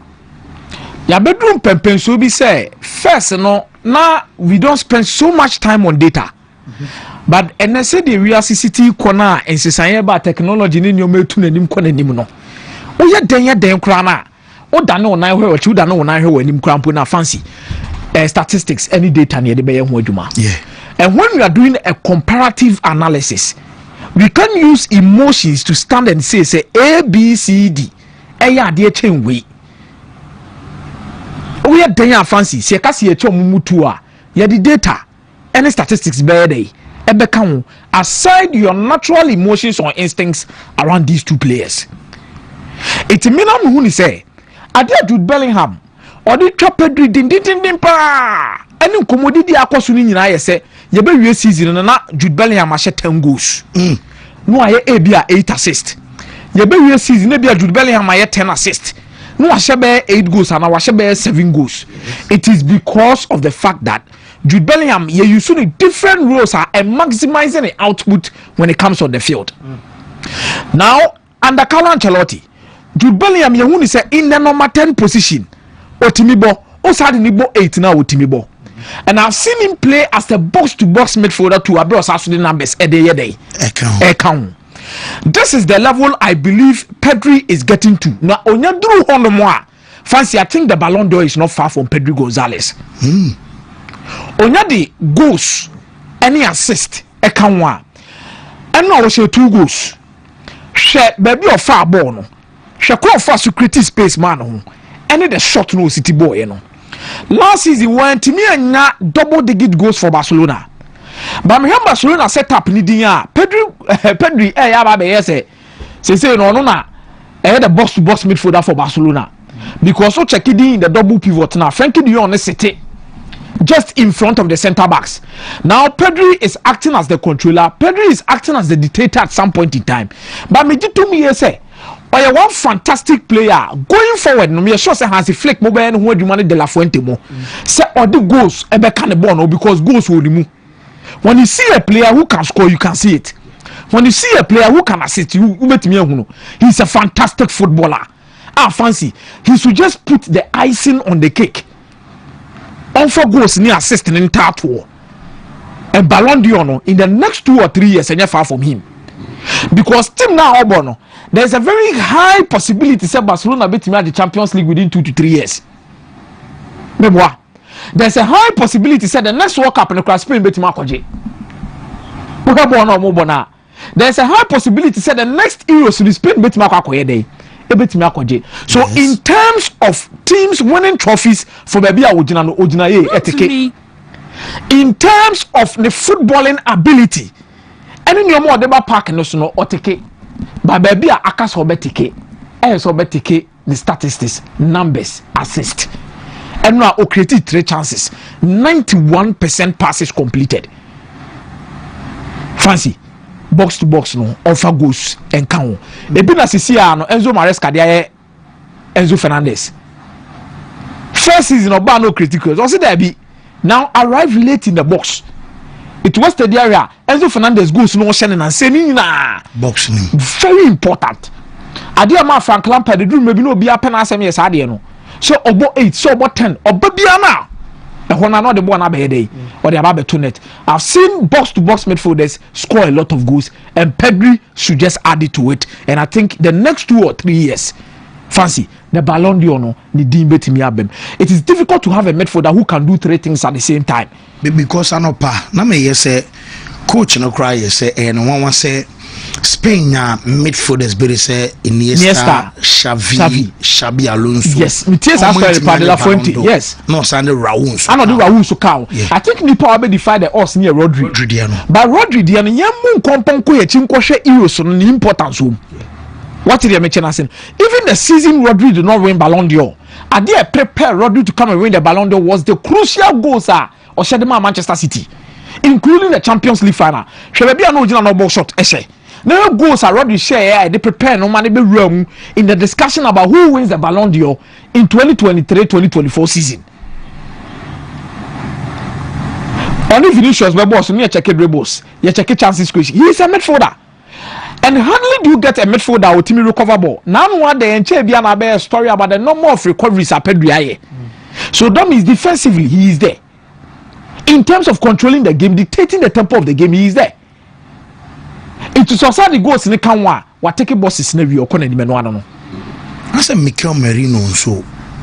Mikel Merino so every year last season was now. Fancy no boss a center forward or share a lot of goals. Now from the middle of the park, he's also the goals be brain account. And which is going to push him further because he is not your flamboyant kind of central midfielder. On your mom we are technically solid beautiful to be a Pedri one. On your mom we are stars kakrebia so ya no be no the bobia fahano yes it there be the on yes an your man park so but he is tactically disciplined and mechanical by the finishing top there. Look at the Spanish midfield and the balance that they have. Fancy the Biamacato said the French national team here with but Spain team so no ya ding you almost stopping no ya who do. Now it took Portugal to extra time before they could beat Spain. And that is due to the fact that there is a certain 40-year-old Cristiano Ronaldo. Oh no, fancy about the X Factor game. No, they said they are original pack. Nuno Mendes with good form. Vitinha. It's in her or qualify for World Cup. No European teams no more paraded the banner. Fancy, she almost squad. We are in for a solid competition, either the World Cup or the Euros. Because Portugal really Ronaldo crumpled in the free more. She could not more team him. Her Vitina age, her Nuno Mendes age. She boys still good team in and her ages. No for Spain. She boys no more so woman ages. Kubasi Mone Lenormand Mone Jean Hansen mo. She boys in more ages on the womb. No for France. Trameni mo Kylian Mbappe Manu Kone. She boys no Bakola Desire Doué. You look at the numbers and you understand the kind of quality these teams are Romodeba. Then Germany for no so na me ko hwe mo kakra bi fancy still na adwuma wo ho. Adwuma wo ho. They say too much Mike. Germany team the deep you know I'm saying Eduma ho. But I think it's a fancy. In all, I wanted to speak about Pedri, and I think for now he's establishing himself as one of the top central midfielders in the world. He should just add numbers and he's good to go. Fancy. Well, me that say me ba Michael or Meza and Watson. Can I think Pedri is the best midfielder in the world at the moment? We Eugene Cup boy and the ball say alongside McAllister and Vitinha. The message and so and no. The Fancy the Maria. Good morning, please. If Liverpool are extending their manager's contract and promising him with world-class signings, then the others like United and Co have a lot of work to do. Indomie GH and so and a Dane Dewey and so a buy. The only thing Pedri uses to beat Bellingham is his passes and how he makes some players feel okay. But the rest of everything in football, Jude Bellingham beats Pedri cry. Let's say the truth. I know I Pakufi and so a message I know and so at the banana pay and so and no now say Pedri is the best midfielder in the world. Quick landlord and so in your mic. Fancy me that say I mentioned say with some tennis US Open a climax over the weekend and Arina Sabalenka winning against Amanda Anisimova and then for a member there no Alcaraz and so Jannik Sinner. You see Obia or kind of fossil to rediscover the mojo no yeah what we call magic and luck and a streak momentum however you choose to look at it. Sabalenka you a fine tennis player but there baku edininya she loses it especially on a day when yoma emwa den the amano now we lose so she emotionally or very unstable. Yes, she can get angry at this point in time, get frustrated and no a can tennis bonishe so or bonin in yaje senyoma koye na she's enjoying the moment. You see the best of her. And Mano, for one of the power servers, I think currently she will be in the top 3. Yes. Then again, she's an excellent shot-hitting tennis athlete. So Obone Ba, whether in serve or return, she's excellent at what she does, but only when mentally or psychologically, BBI you're okay. So as part of her routine, Obuki psychologist Bia na onene juma for every game and after every game, preparing for a major competition and otherwise. Or didn't ye juma sa antini pano a condition na drink everywhere everywhere fa.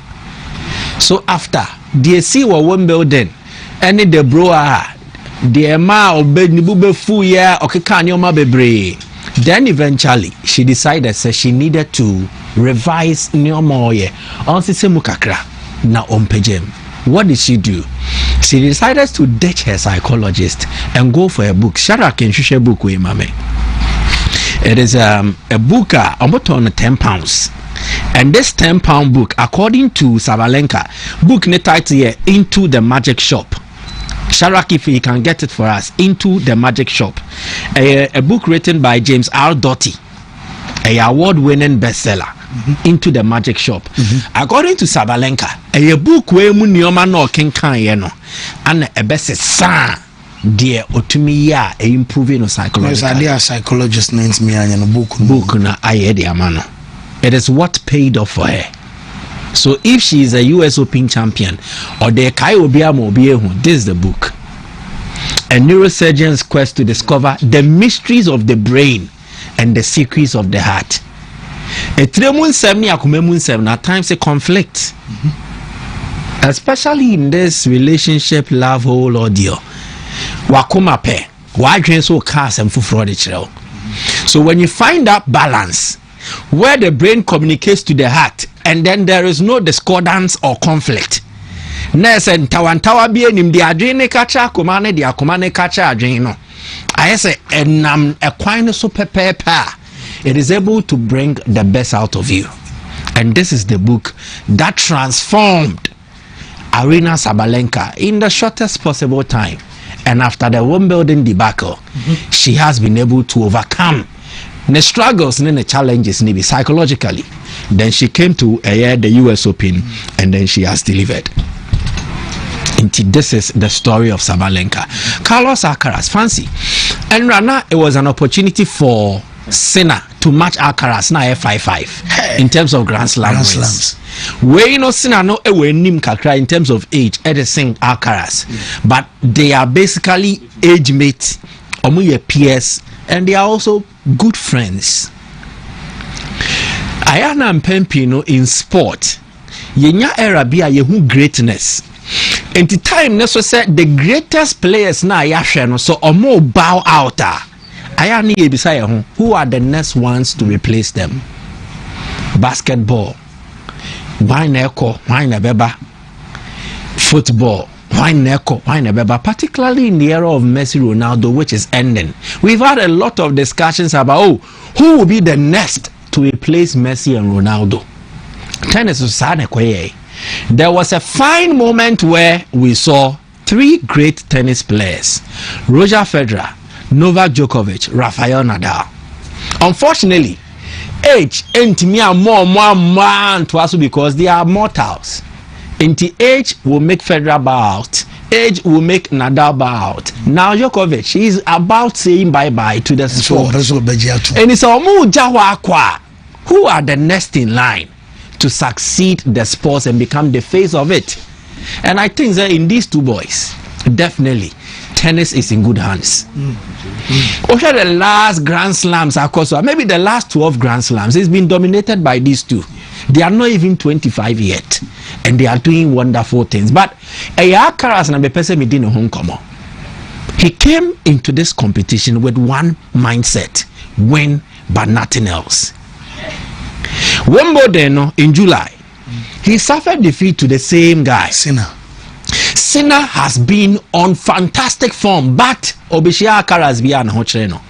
In their last 8 meetings, what the end right the Alcaraz always triumph 90% against Jannik Sinner. But they are excellent tennis players from the technical point. Almost serves, almost shot, almost return. Almost everything they do it with finesse. And there is a certain exquisiteness around Omomono. None can match the skill set of these 2.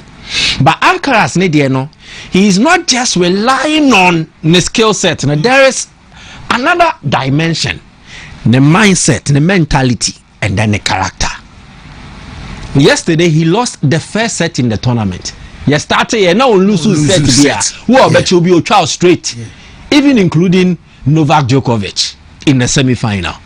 Against Sinner, he lost in the second set, but he bounced back to prove say form no. When he's in the mood, he's unplayable. The 2 of them, supreme athletes, fantastic tennis players. They are separately Alcaraz and Sinner. The mindset and the character. This guy, Alcaraz, he has a winner's mindset or a very tough mentality. I don't know how he does it, but how was he prepared for occasions like this? It makes it look like he was born for great occasions. But he's an excellent athlete. The athleticism, and then he's multi-dimensional. Nadal's creme de la creme, and I said the greatest way about Nadal was on clay court. Weno has mastered Wimbledon, watching it twice. Watching US Open twice. French Open twice. Balance. Australia no yeah. Sinner no. And they said the Djokovic Australia master. But Weno Alcaraz need the Djokovic there because he was also able to win on other surfaces. Djokovic won Wimbledon, French Open, then US Open. Australia no dominate. Federer was not so good in terms of clay, but what the other hard court there, he will dominate. But Federer's finesse was mostly about Wimbledon. Nadal a balance, but his dominant was clay. But when it looks like he cuts across all, even all the metal are mebo. And I think if he sustains this, gradually he's walking closer to baby and crow me by or drew I'm sure better. This guy gives me vibes more than Nadal. Wow. But it's early days yet. Okay. Okay. Early days yet, but the West is what all you know. On my vibes now about Nada, and I only hope and pray the way we see athletic or Timmy Yano who Juma all building the muscular the muscles anyway, you know. I only hope and pray the injuries will not come and affect him later on. That is the only enemy he faces now. Yeah, because I say tennis no use joints anymore. Yeah. Exactly. Angles won't find away. I only hope and pray say he'll be able to escape anything injury. Say injuries ending. Trust me, he's walking towards greatness. And the last one will be Spain. I think say car countries are ready for the World Cup. Menya be 2 now. And 3. Like who can say yes, start a World Cup and then the whole world countries are ready. 1 Argentina. Okay. 2 Spain. 3 Morocco. Morocco not because they will go and win it, but they have a team set, and your more is to get a deep bench. Spain were a team set and a deep bench. Argentina were a team set and a deep bench. France France are not ready. They are still finding a winning formula. France, even with their starting lineup, they don't know their best starting lineup yet. Or more players, no, they have the squad. But Omu name what is their best starting lineup. Spain knows, Argentina knows, Morocco knows. Spain team so one difference, no. France were talent, no players, no also. But when you had the right combination, say about Michael Olise, Mbappe, ne Bakola, and I said Desiree Doué, Bobby Dieng, Spain have that combination worked out. Definitely, you know Lamine Yamal right wing, Nico Williams left wing, Mikel Oyarzabal will replace Alvaro Morata. In they know Rodri is not readily available now. Obeton is consistent. Yegrumi Zubimendi, Yedenashim, Mikel Merino as an 8 and then also as a de facto number 9. Obebe Inimabeshe goes runs into the box. So I'm quite Pedri Beko. Endra Pedri share 2 goals. Merino 3 goals. Exactly. But person me count 2 players once and Baku or Madrid, Baku or Barca. Dean Huysen. You see, your time will be a when your time is nigh, we are then will be shining. External factors cannot. So how did Dean Huysen enter into the Spain team? Your friend or not a bench. Or being a prior. And Okoshemu. And time or the Koshemu, he has never dropped from the starting lineup. They will be anti-main drop, you know, this is exactly. Tio, your friend, no, not on Bebo bench, no, are steady. And no be pride, no Koshemu. And right from the minute he substituted on to the pitch, the next games he has started for the Spanish national side. And club are joining also. Definitely will bring the best out of it. You know why? Alonso relies so much on this young guy, not just for defending but also for build-up play. So at Madrid he is much more like a defensive midfielder but also playing as a defender. The passing, the vision, excellent all round. He gives you everything. Enra game no so here the statistics are. I think my main so fast coming from out. You will be impressed. Duels be or be on 100% duel success rate. Aerial duels, ground duels. Serious? Yes, 100%. He is not someone who goes into plenty tackles, but he makes sure a tackle obekono. Nenai beka ball na obetimi every any possession at the Amadi team. So this is Dean Huysen's rating, 8.2 on SofaScore. Then statistically, 9 clearances, 4 block shots, 1 interceptions, total tackles here to the Amakai. On pet tackles, but necessary interventions. Duels 100% won. Passing accuracy 88%. And the amount of tackles for a center back. Yeah.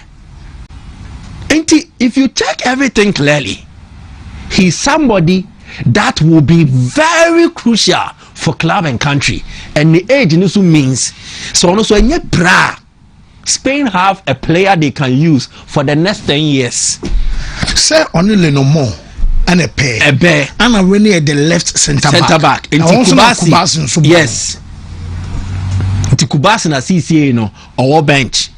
But only Kubasi ni me no so bet me abo because Kubasi can play as a right center back. Yeah. It's a beautiful story, but me now so a war Spain team ne hono. Lamine Yamal. And Pedri share saying 2. Mikel Merino share saying 3. Patrick. Yamal in the first half alone should have scored like 2. And the finishing will be his undoing. He's young. If there is anything that he needs to improve about Lamine Yamal's game, finishing. Dribble, he's okay. Speed, acceleration, he's okay. Passing, he's okay. What is left now? To polish his finishing. Messi didn't have finishing. Messi started not also a wasteful kakra. But there is a difference in the technique. Messi did born a shot, and then this guy was a Messi, excuse me, so a low center of gravity, so he was able to pick angles easily. When and Tikwaya also fast to born the balls, he's not able to pick his angles. And there are chances when a very young Messi, even when only experience, would have buried like 2 of them. And I think the next phase of making Yamal that world beater, say, where you or a generational talent will be dominating game, to add finishing to his game. And this will take him like 2-3 years. It is not really something that is pleasing. You wish to say put finishing touches to it and then get a goal, but unfortunately he's not matured enough as regards that aspect of his game. Maturity does not apply to ball but in terms of finishing he needs to add certain touches. There are some wajan ebe ball Jerry a free year. This will never 3 years no the difference and this guy would need to polish the finishing to become a nice goal. Exactly. You're far born free and the sliding now yet. So I just wish them were, but as I said, 3 countries. I don't know making was the last season no nya bisha but so we'll be utilizing the chances. I know Uncle show on polishing and I'm saying polishing onion the shoe shy. But shooting about the last Lamine drew in terms of any chat to a man will be the last. It will be the last. And Nema, as I said, Lamine, a great player now. Finishing will be the last piece out of the baby.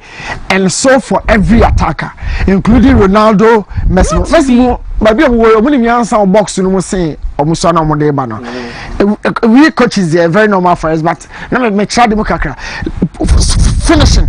No, referee Vinicius, referee Raheem Sterling.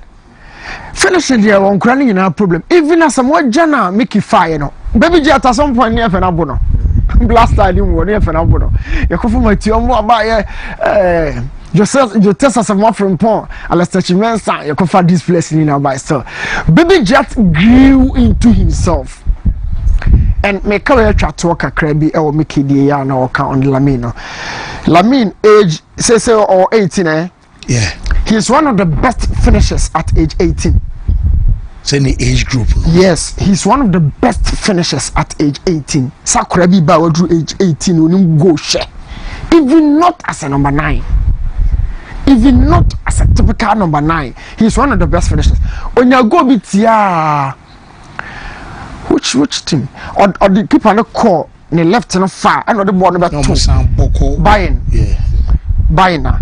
Or the more call no and the ball number 2. No, at age 18, he's one of the best finishers you have currently amongst his peers. And I understand Mickey. Mickey is talking about conversion rate. He's talking about shooting accuracy. Maybe I'm just serving as a reminder. Say, was he say the Ballon d'Or question or numbers na be here no? Time will change. Listen, I say me who are to say last season na enye to say Barca they are this one in our so no. So we say no position goes. Barca if you have a 1 number 10. 2 okay say you can't discuss him okay say or the penalty ni free kick ebe can ball no. Yeah. Now you have Barcelona say penalty or ball penalty. So I say bedding be ne we be about so how to deal with Samuel Mano. Number 1, you can never be a Barca number 10 and tell let's say you can't score. And that goes in the Mayano. Or nobody talks about volume of goals. But how you plant those goals, you know, Barca number 10. Barca number 10. Look, Romario, no, a natural number 9, even though I Barca number 10. No, Rivaldo, how many goals are now per season? Now Rivaldo mount the quantity of Messi goals to you. Look, Messi goals no quantity. I don't know about between. I don't know about between. Or about Messi about changing and you may be brave in terms of, but only say Ballon d'Or for your ever be brave. Only goal load you find free more. Opa check on my board this season. Apart from their salary, the will be 5th, 6th, 4th, 1 and more. But over bought Ousmane Dembele. How many seasons has he been defined with goal load? How many seasons Ousmane Dembele apart from just in this season? You know? Now you're born left and right, how switch pace. Very explosive, athletic, on the line, one-on-one situation, so you have free. And then at the end, most money Dembele. And he's been adding a bit of goals to the game, you know. Lamine Yamal, similarly. Hakimi, your body did this season, say, over to Ballon d'Or. Yeah, Hakimi, the goals a few why day. Vitinha, as a general playmaker, how many goals is the guy going to give you? So, goals in the day, Ronaldo, Messi, and then the goals will be defining at the end of cry. We've told you one of the best finishers in the game. Oh, more and more you Henry or the Ballon d'Or do say. Goals to the Ronaldo Messi when about between, but Ballon d'Or originally not meant for when the newborn ball. And don't think Cannavaro, second Cannavaro for goals in the BGA. It's like me most when the Dembele Vitinha mono, almost have a year never goes to wow newborn ball. Sana made me hono, but for finishing dear, hono kwa dear. Santasi Kwame Eugene says Estivao is a good finisher than Lamine Yamal at age 18. Oh, and my cry team. The fanatics. Yeah. So who is our question? No, only you one. So say who is the best finisher? Mbappe at age 18. Yeah, good finisher than Lamine Yamal at age 18. Okay. Yeah. I mean, yeah. So Black Stars, Ansu Fati at age 18. Make I say, was it a Nram? One of my chiba boyfriend was a boy. Bona Ansu Fati P no bono at the Barca for no refiana.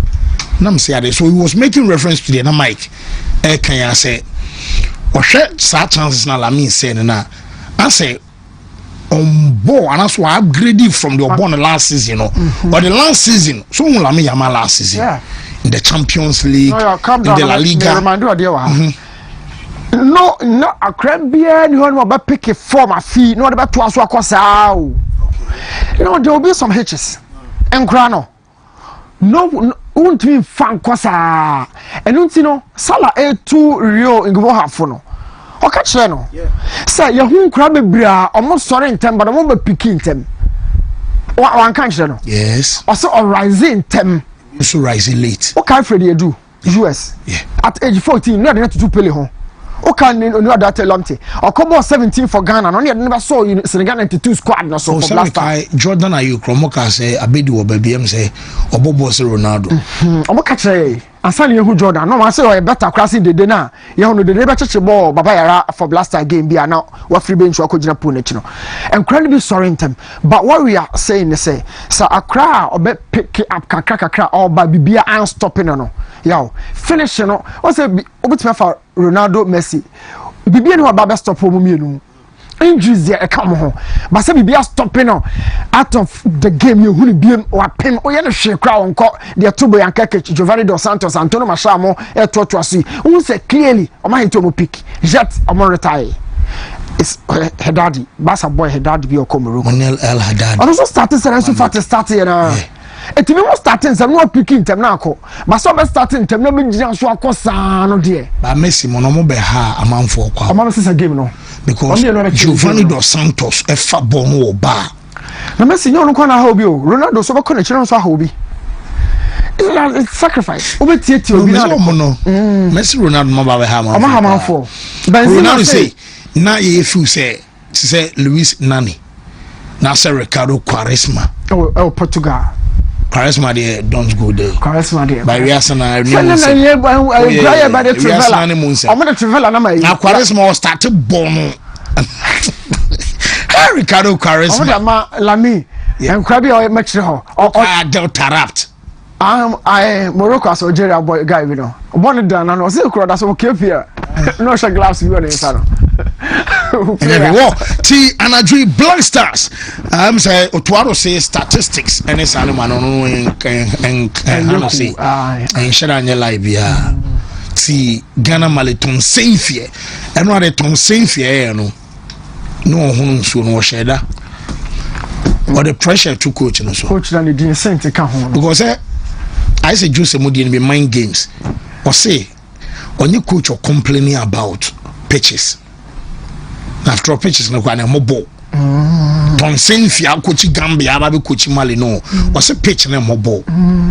So when I go say away chart pitch na say concrete. Not just a pitch and mobo. So as a way him I wanna go into and then for them to go and appoint a different coach. To on baby Saint-Fier ne bo nsem ne kono. To mo mo discuss one am ref born and kasa was some born. Who coach no that's no. We know kasa sisi na mekana. We Belgium ni. Na ne suno to say Hugo Bruce or South Africa. Ne suno to say Baduzaki. Baduzaki is a coach now of Morocco. When I child as an agency say, Sankrof no hunwa. Because we nimbo because of squad ne krano no. Another person to say Avant Grant no bagana or Zambia no. Okay. So on the Champions League the mamo. And I want to be on the final. I got to hit. 2-8 now went me no. He's gotten there. It will give him. But don't baby so Zambia chan no krana no chire pa. This guy so to wado anya very careful away obe embarrassing.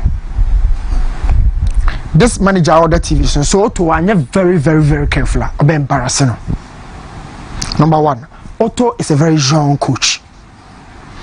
Na young coach is sitting na aba o ma me successful. Coach is ni bi ho young go ba o punch man for no de agede do beje no kotenechi. Ebi na Zidane aye no. Ebi na Di Matteo no Chelsea no ye no. But Otto loves the job. Ukasha baby was starting from Borussia Dortmund Ebanoa. He loves to do the job. When your impact on Krani Biso, hala wone Jude Bellingham munina Otto when your impact on so. But here is the case. The other day me buso be say, me de bia me de ka ko Mickey ho de bia me ka ko no de bia me ka ko no na kra ne akomia as fitter ni na ne master. That come ko na akomia aretai and now upon ho no ne shop no wani mu. Me fa Benz no konkoma akomia. Beko ne master no honam de beko even though akonya pon no ho ansa ka me hwenya mi anim ono kra ne yes ka sa ne master no de kosi mu ache me fa Benz no nkoma akonya blaster job no e ye Benz asai Black Stars adwuma no e Benz asai e 40 fitani a watre fitamu ache what the man of that say nya botrema wa no de wa yeka ni neat no de aba if you work no betimi adane ama nkran bia take over akọ or betimi adane over but this job at the current state of this job is auto oyin ho pa enya agrodie to get us back. Yes, he's qualified us to World Cup Nigeria near day on Uruguay born Portugal. We've seen it, but all kinds of World Cup changes because so changes you know the Usman Bukari by you know or you want free. And what happened after the game? What has it become a common knowledge on the streets of every football Ghanaian? Then you will say, Ghana, the shiny of the poor game, no profitability. Now, common now, what felt in a son of the Uhuno, yow. Some common, but very common, not just Adena Elsino, at track coaching. Of course, said you have a capacity in 96,000, 98, 100,000. Coach, changing more, meaning, says a coach, who changing it at because your name na a technical phone call you. Yes. And your name obia who be. Everybody talks about your method, no. Now, coach your body these saints, no. From Saint-Fier. And then obe higher power. One he has a squad in Mali. Now, Osha free goes on your tia commerce no yaw. Free goes on can't be define defense now. My echo game no microphone omo be here o game no de Ghana Blaster mo po back manager daso he has to go all out and get us a very formidable structure I bet me aye bibi amaye na Mali for na hu mo sa no yaw and some na mu coach ne keka ni nyina na kire say onya oba ma afia ye na dream no o feel say na look Otto Kase statistics nya adwuma o say coach ne sa pitch so mo ball Okasa coach ne say also on your page no coach there sometimes obo match we out to argue the man central for you now call Cape Coast in South Africa coach was up your catch central for say that screen you one there okay game na make catch was that screen you but say be a coach discuss status it will be upon Auto start yadwuma. Let's talk about this game individually. Obia na follow a game ni say you won crofo bi wo group we mu a amoka so mo gi game dia ma Ghana on betima say adwuma dia maye. Benjamin, you'll be very busy. Na game na against Chad no one you busy. Crab na buy na and the best control. Nobody has blamed you, but then Ben obey very very busy. Because of malformation of the back game, you always be facing two strikers. And it is one thing you should share more for the year. Benjamin Asare and will be facing pressure, papa. And probably it will be his biggest test. I just tell you, it be a game no they are costing in my opinion. It be an only opportunity more.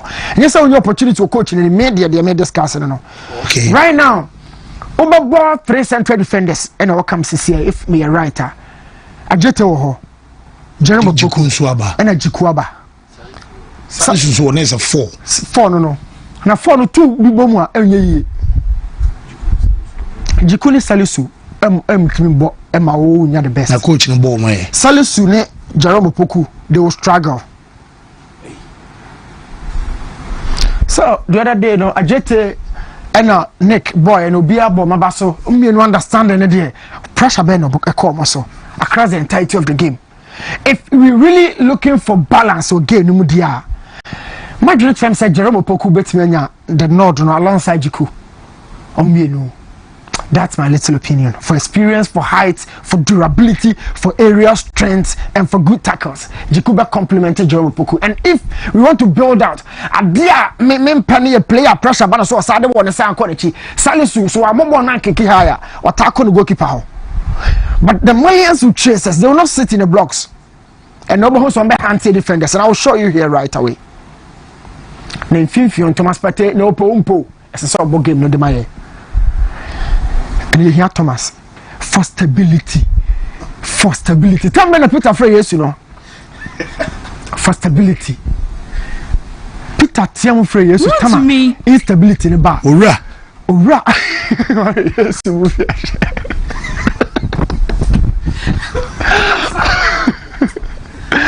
yeah, and you hear Thomas with Vivian. Whenever the game has gone very bad, Thomas will more did not him.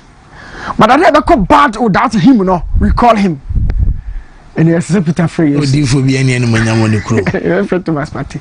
He has to work. Now, ya me pesa Shadrack mo etwe ade bi ba na ye din komo auto some statistics but me the cast some kakra. Shot bought 35% of the ball. And then 65%. Total shot about game from their 35 they had 8. From our 65 we had 6. Yet comparatively every team had 2 shots on target. Yo, enjoy clear kakra. 65% of the ball. Yeah, 65 for now. Only 6 shots and a free move. 6, you know, over 4 to go here. And a 2 echo on target. And on 35 for 8 shots and a free move. And also still a 2 echo on target. And to 65%, you know, what was the advantage of it in our favor? Advantage being in the room. And until then, catch us say you might have 65 for 70% of the time, but you break 65 and down. A move 50, a defense or a move 10, a 50, move 5%, a attack. You don't sustain the ball in the final third. A to the ball on the choir number, or the choir number, or the choir number, a choir check and sana call. I've been talking about your shape, no, and that shape, no, and I done not line up on no portrait. What I say about 4-2-3-1, 4-4-2, whatever formation, are we playing in the idea of the coach to suit and get the best out of these players? Oh, yo, you're ball according to the weaknesses and the strength of the opposition. Whatever idea, we are looking for results. We are looking for results, yo. So, how Elisha now was Salisa and Kabaka was 6 minutes against Charlie, the pressure near so. By yo, you see. International and Chawaha couldn't row no as a senior coach no Eddie Hujuma de Maye. In Naki Jordan Semenyo, Yami and sending in our view, young me and sending beam. against Mali. Makan one same say for balance. Formation was prevalent power game against Chad, you know. It was a certain 4-2-4. We Makan one some last week, you know. Now 4-2-4 means just two and just two out wide. The two now out wide, you know. Yeah, the best attackers available without thinking deep about balance. Inaki, Kudus, Jordan, Semenyo. Now Kudus be there in the final third. If you have these three, okay. So my dream say we caused some level of mess against Chad. Into your correct in the final third, we didn't see shape. 4-2-4 and I am patrol Edo TV no. 4 attackers. The most dangerous thing to look out for here at the role and the position of what is the right wing. I don't know about our space. Now yeah, the Oba head here, you not to the final third. Makan wants them yaw. This shouldn't repeat. I say to an AC baby US qualify no Malinia. Apart from the commitment, everything we've been saying. Your method issues are yeah. If indeed the coach is working to me now, or for example, we have to chat the these were some of the messes we caused. Method, you know, and Crawford sustain and in the final third, who any level of cohesiveness, even when our laterals or fullbacks are being pushed high. You're now by Caleb, Gideon Mensah, you have 4 attackers. In addition to these 2, no, you have 6 attackers. Yo, look at the shape. However, Nike or Jordan, you have no over. Could is the Onante, Semenyoso Nante. He's still in the position half. Intiana G. Again, I was say, they say, and dream of a person do call more quickly. Now, you're highlighting Flono. The person, me person, and a dream, no, number 1. You line up, we say, no. You're the boss Semenyo, and I am more Semenyo. Yes, I say, yen and a dream number 1 me do no. Semenyo be start and I want start. Me busa to ho, me ria me the conclusion ma. Yes, I say yen and a dream no. Semenyo be start and I want start. All form there. Sanke you no. Jordan so be start and I want start. It all start here. So say Semenyo na all form Europe pa. Jordan so na all form Blaster pa. Spain so na kin all form pa. Obe start me ensa no. And I want starting here, son. This is your friend, eh? I think here. They push up high. They don't really allow you to work a lot of the time on the ball, especially building up from one casa half hour. Watch Comoros. Comoros in green. They have just 2 attackers here. And 2 attackers, and Sikuni Akite. He's always been pressing, especially so on the side. You know, I'm only that goal. Editor Comoros now. I'm working on the left wing side. One more. Now I can say open the African continent countries of more Dempa, Cameroon, Mali, and more Dimu. They are blessed with that. And he said, "My boy, a team not technically. I'm a prepper, yo." We are joking. Watch this go. I'm gonna go so I'm sharing and I'm gonna build it free and China deco. And the Gideon Mensah they will be the busiest guys on the field. You heard it on Wontumi. Gideon Mensah Renchi, they will be the busiest guys on the field for Ghana. Yeah, latrus no. Yeah, latrus no. You Renchi Gideon Mensah. I'm not too born a coho. I'm not too born a coho. I'm not too born a coho. Send I'm so I'm to say. I'm boko to an bar and co box room about 18 each. No more finish it. They'll create from away for not a lot, but they destroy in the front. I'm gonna give them you know. They only destroy there. And it's a bomb one chain and challenge from about box in the but the almost say oh bonus here midfield. To be a kudus mobile bon on for you to say balls no. On your picture here. I'm playmakers in your centrally planted. I'm game in iron chain speed. Now that's a fast record. Be fan chain but baby on energy no use no sebe the destroy your mapa no e I'm physical guys and the money Ali game no na Ali Udien boss 6 at the man Ali on Imam Shaw 6 and 8 na Ali Udien on the stretch 6 I'm keep on jigi diara no na chema young Africans 90 minutes wakasa abros wa you pay what is that day when go there too yeah. Oh, stores here go. So they have a formidable side, and we should make sure that your game you move properly. I'll be talking about my lineup, medical game, and my lineup, and I'm a boss of the channel. Jiku Jerome, I'm a bomb. I won't waste time. Now Gideon Mensah no me dey serious to her because I was thinking about Tariq about height, you know. Omo the otia I dodgeless nene. The share go second goal ni DTR Comoros no. The jailers nene. Mrika.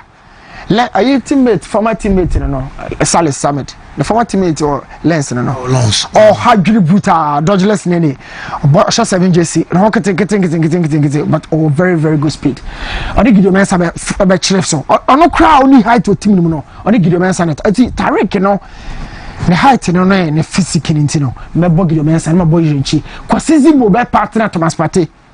And think I don't know Kwasizi.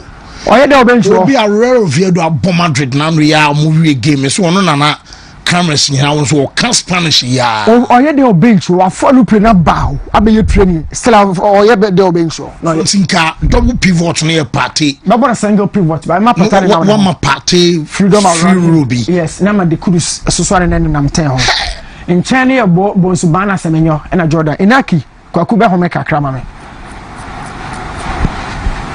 So Bonsuban as your right winger, Semenyo as your left winger, Kudus behind Jordan. Jordan Semenyo meant to Montem for finishing any experience in to Montem. Bonsuban Kudus the energy by balance too, you know. Up top. Not Thomas Pate, any other support of Kwasizibo in midfield. A converted from 4-2-3-1 into 4-1-4-1.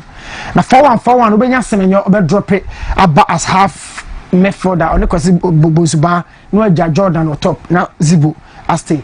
Now look, it feels like a typical balanced method with 4-1-4-1. Zibo staying right behind Pate and a Kudus, you know. It allows the two guys to find and because Zibo no naturally on halfway line is how Ube wants to halfway line na a corner or advanced free kick but in a general playmaking on halfway line, he balances Thomas Pate, and maybe who say obey allow Kudus in Patam way, Nabos Bane, Semenyo stay out wide. Na O2 best at Sibo there. Once that's Sibo, Yam watching Bishia, say yes, force there be a Sibo and I range. Listen, y'all, we need strength. Aha. You hear pecha wow. Game now the Mama Madrid and a dear. No, Shamali game now. For no one day, I know dear, because like of late, AFCONs I have calling in teams and countries of more higher cry Mali. Third place crowds won't my cry. No more team. And look, baby, a jiggy dear, Johanna Benjamin Asari. If we feel so confidence of Benjamin Asari Moa, they have one of the best goalkeepers of the African continent. Yasim Bonu Moa caught the world class stage with Sevilla more, but jiggy Diarra for consistency in the last 6 seasons. Achieving the clubs are young Africans, such Mali. Which of their starters are now with team members on now? Who the confidence and commitment I am now we place in even against Comoros Crown or 1 year or Biano. They reflected the authority through their game plan. Now, Comoros and Chad and Madagascar, I near Fambulo. But when Madagascar, anyway, they try to go all out. So, yeah.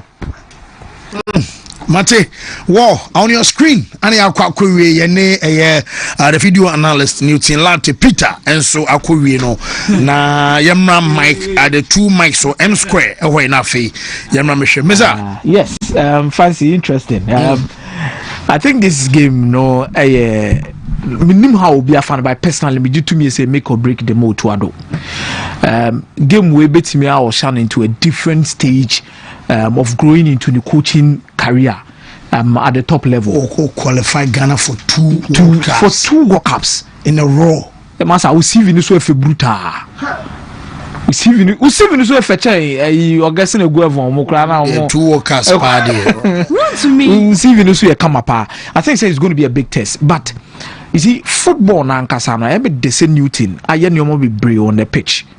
Maybe come once a monkey bi kakra. But then na wadamfo Tom Sefie enioma na no ye no press conference no a shase e bobo no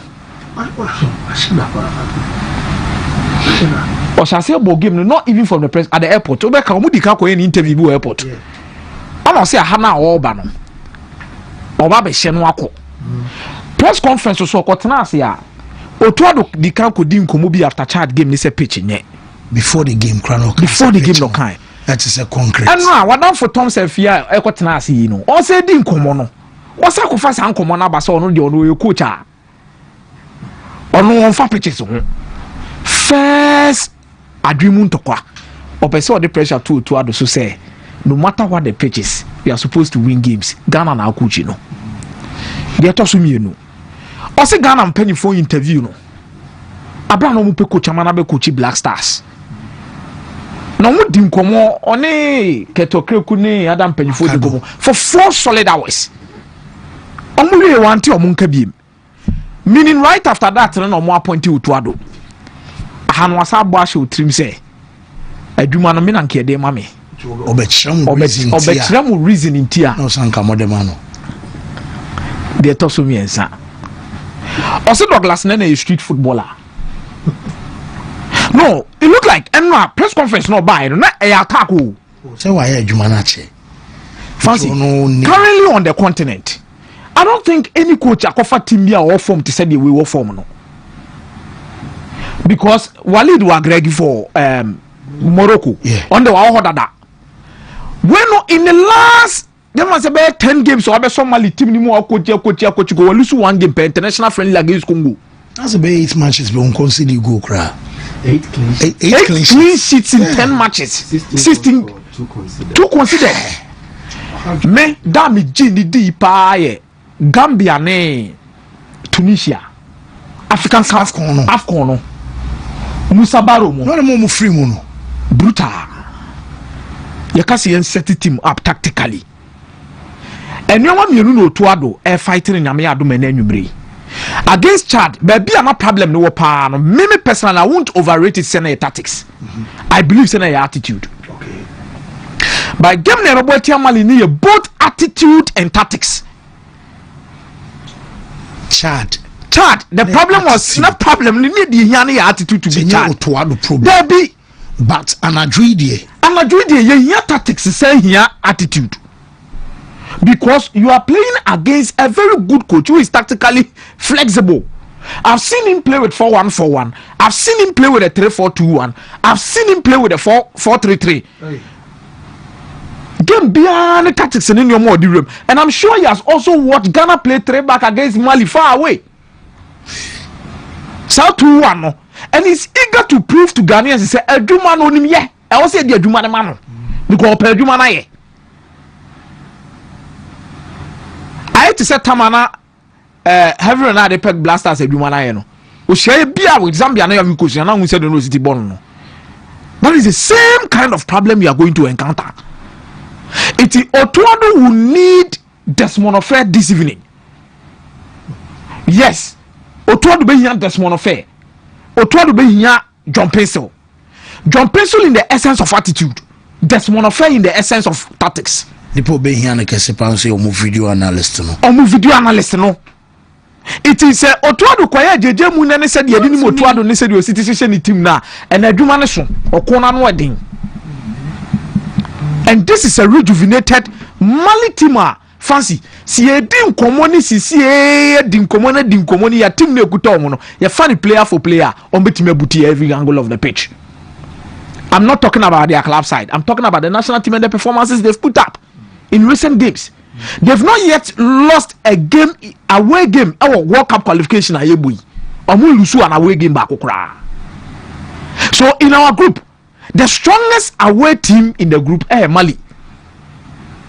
And they'll be coming in the confidence they say Niger Abaha Benya results, Sudan Abaha Benya results. So every single player within the team will need to step up. But Fancy, I question a lot about this particular team in terms of the leadership on the field of play. And Otuado na nunto why the press conference. Also no as a coach no any tactics no normal dinantia or expect to say somebody on the field of play should take charge and control the players on the pitch. In terms of the attitude, Shadia, after the day I'm not sure we have had a leader and any brace in a park that so influences so much. Jordan does it, or a leader. I'm not saying Jordan is a bad footballer. You're phantom chain. And I'm not saying Jordan is not supposed to be the captain. You can be a captain, we a leader, but there no leadership skill and your influence ni new or more mufu chiaba. Last 2 days near discussing about Germany, the Meboa. near count more about on the field of play how I know more control. I think when we even went to the AFCON, I saw Amate, I saw the Dayu. Even when we were losing, you look at these guys and you see it. Share video na about Bontin after say Ghana call Ethiopia proud to the 2022 World Cup qualifiers. Ghana call Lucia draw na 1-1 against Ethiopia na meboa. E far away in South Africa. You we dressing room no the Dayu as more cannot eh. Also she see. We see. You drew Ghana one winning so ni akoma betimi dia game na ebe Ghana no fa nyoma ne kofie. And on the field of play, the next game na yebo ofie no, ye hu kwan na ofa so na rally players no. O jira pitch no so a no bo bia ba so munso mumienko bo. I think we don't have a problem with quality in this particular Blasters team. But the attitude and the coaching should be top level today against Tom Sevier. Wontumi is one of the best currently on the continent. No doubt. To me, I will look at that. As to player A, player B, player C, player D, best starter. Newton Amiati Asesenko prefer Sibo. New me Sibo Nankasano. He is yet to prove himself at this level, and I doubt Otuado will push for him to start. At the Black Stars, I've seen Edmonado. They be having any examples. Edmonado Kobo against Real Madrid against Sheriff Tiraspol. Or shining so well. You would that season for Sheriff Tiraspol. Abraham will qualify for the Champions League for the first time in so many years. About Black Stars, about Nigeria home and away. I went to Crown Mobi. A woman ni bi no bebo ne Salis na bebo ya na obre wo kimi yakwa away amanambo na Elisha Mukobo eh. Any they qualify the World Cup Edmonado onya bi amo. Na Salis na ba. Coaches go with loyalty, and I think Otuado is one of those coaches. Kwasia Piano so be Blaster one time. Kwasia Piano so be Blaster. Everybody deserves it. Ono so be ba ko menu bi. But in the biggest game of Otuado's international break this time around, group na yaboni na when your biggest game. Yeah. Because you share the game now, Comoros and your maka game, they bet my relax Abubi, Central African Republic. Those are the nations so more higher there. But I think the biggest game for Otuado in the qualification phase na Druni against Mali Ofie. Looking at the table, because fancy and almost 7 p.m. Trust you me, now Madagascar was 16 points. Yes, Madagascar. On Mesha Chadi. Omunebo Ofie, on Mesha Chadi. It is on number 16 points at all costs, even if you draw. Only Madagascar bet me 1 point. Only Comoros bet me 2 points. Only Mali bet me 4 na. Mali will relish the opportunity to take this upon their shoulders. Maybe when he says Salis in the I'll be very surprised. And then they can show about 3rd year. See a statistical state. Salis and static game. You show about say. Oh, of course. It's so bad to buga. And then one man will say, hey! And then you see because there are new things in common. I don't think the physical battle in the middle of the park. Now, if they should set up in a 4-4-2 flat, say the new thing come with their double pivot now. Now you set it up with 4-2-1-3 now new thing can meaning we are going to create an overload in the middle of the park with Kudus, Salis, and Pate against Omo Aliou Dieng and Koulibaly. Dieng baby. Oh baby, senior man.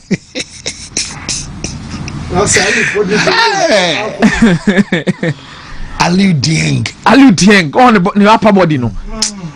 But Tom Safian believes that these are players that can actually work hard like workhorse. Or no, because Dieng the ball and Kasa there.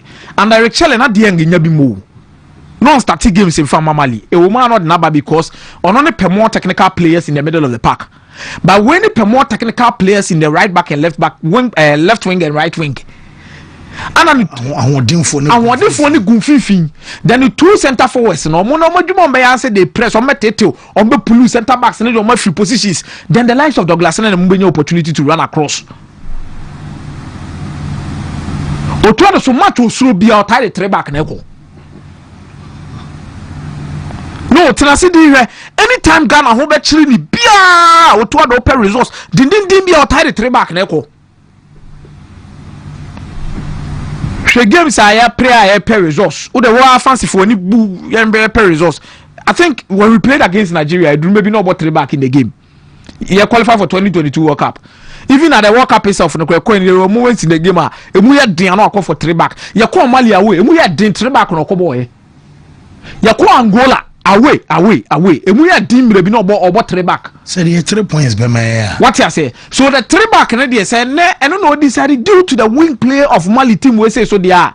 Then I believe say that will give us another good balance when it comes to creating an overload over omu players na just to keep possession and control the tempo of the game.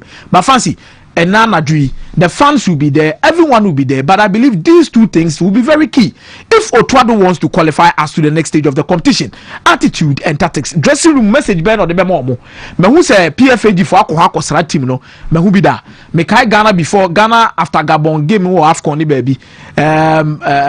PFAG boss Tony Bafo mo ko didi nkomo se mo ba ma mo nsre nya da da yu mu na ba sisto anye so coach nya de ana nya de se mo anya mo chances ya na ma nya sra man for ba ko sra wo mo. This team needs an attitude and the attitude is standing tall. But fancy your players near center back no oppress your mate saying new team bo video na me machine should the boys need to make omo me to make anymore. Your center backs no pressure ma. How many of our center backs are comfortable under pressure? And then this ABI building they be a Thomas Step at drop you. Because all of them Jiku and you're comfortable under pressure. Say coach can say chart the game let me say after first half. Now party say who went me into oh yes went to me training none of what do know. But game really can be as also party Bobby. Also Bobby. And I say kwa obefo say party Bobby no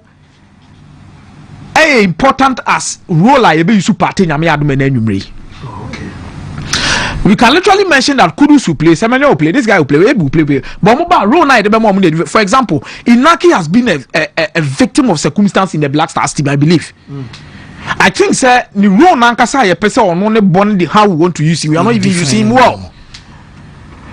And we need to improve on that. So with Partey tonight, obesity, obey progressor, obey tempo dictator, and now so only about controlling. And no, and about the first phase builder. Fancy and Duma wo ho. Me see coach way. Fancy and hype and I may hype no only Meduma papa. Baby Otuado can't bench Sibo and Kobeti and Kapa. Sibo Partey in midfield with Sibo being the lone pivot. Partey as our number 8. Semenyo Jordan 9, 10 Kudus, Bonsuba or Kamaldeen 7 and 11. That's all. Way ACK classics and or no Denediana classic stitches. Mike, Fancy made us say this is a crucial game and a lot of things to talk about. In fact, Tom Seinfeld is true. Omo interview no ni din komo ye bibia. Originally he was a favorite. Mysteriously obi enim kwanya eba efa so awanya edwuma no. But the ideal Black Star setup would have been Tom Seinfeld as the head coach, assistant Otuado. Wow.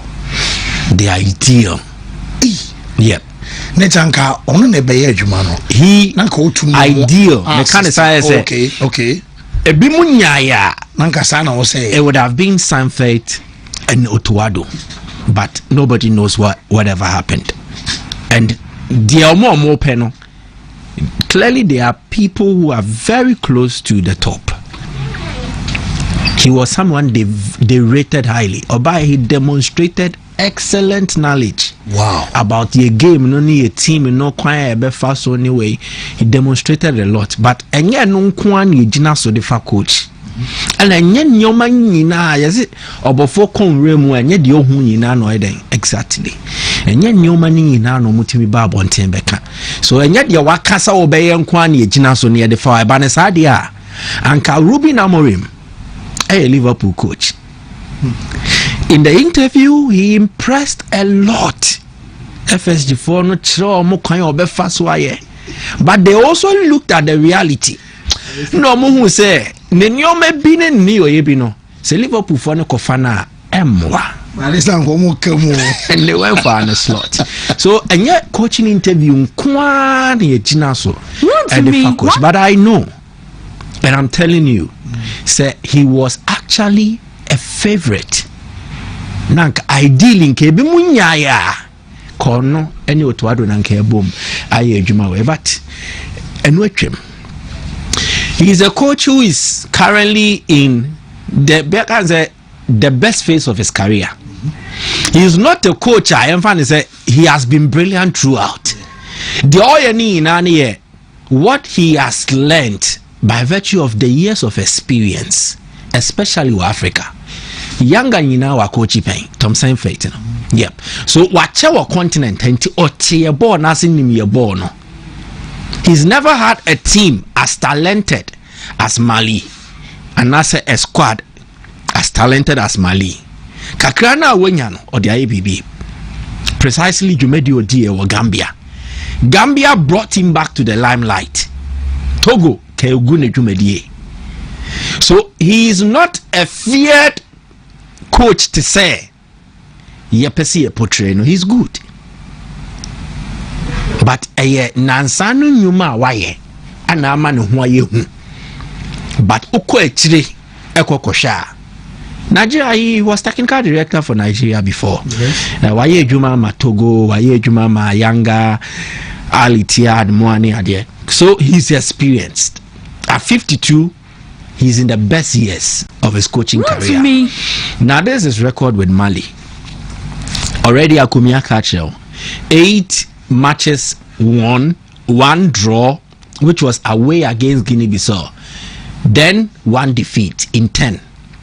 Or a win percentage of another point per game 2.14. A win percentage of 80%. Clearly, goals or matches from the 10 games is 16, and they've considered just 2. Among conceding more than 1 in a game that, and the only game they failed to score, conceded was against DR Congo. Mali, Yajitum said they are a squad that have a lot of talent or more potential, but they need a din Mali for a character and discipline. In discipline was their bane, and then character. In Mali bobo nefe, but where it matters most, their character will let them down, and team you know more character than them. So what Tom Seinfeld has tried to do at the helm of affairs from August 2024 Debano is to inject character and discipline into the Mali setup. Also, the far end of the other screen is now the tactical formation. Last game no be ball 4-4-2, but mostly he's used 4-3-3 and also 4-2-3-1 variations. Why he does that? Now you think, as Okachi said, they are a team that love expansive play, wing play.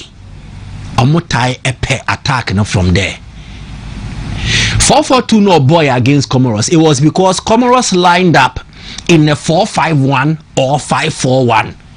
No, here more central figures. But no crano, they were changing.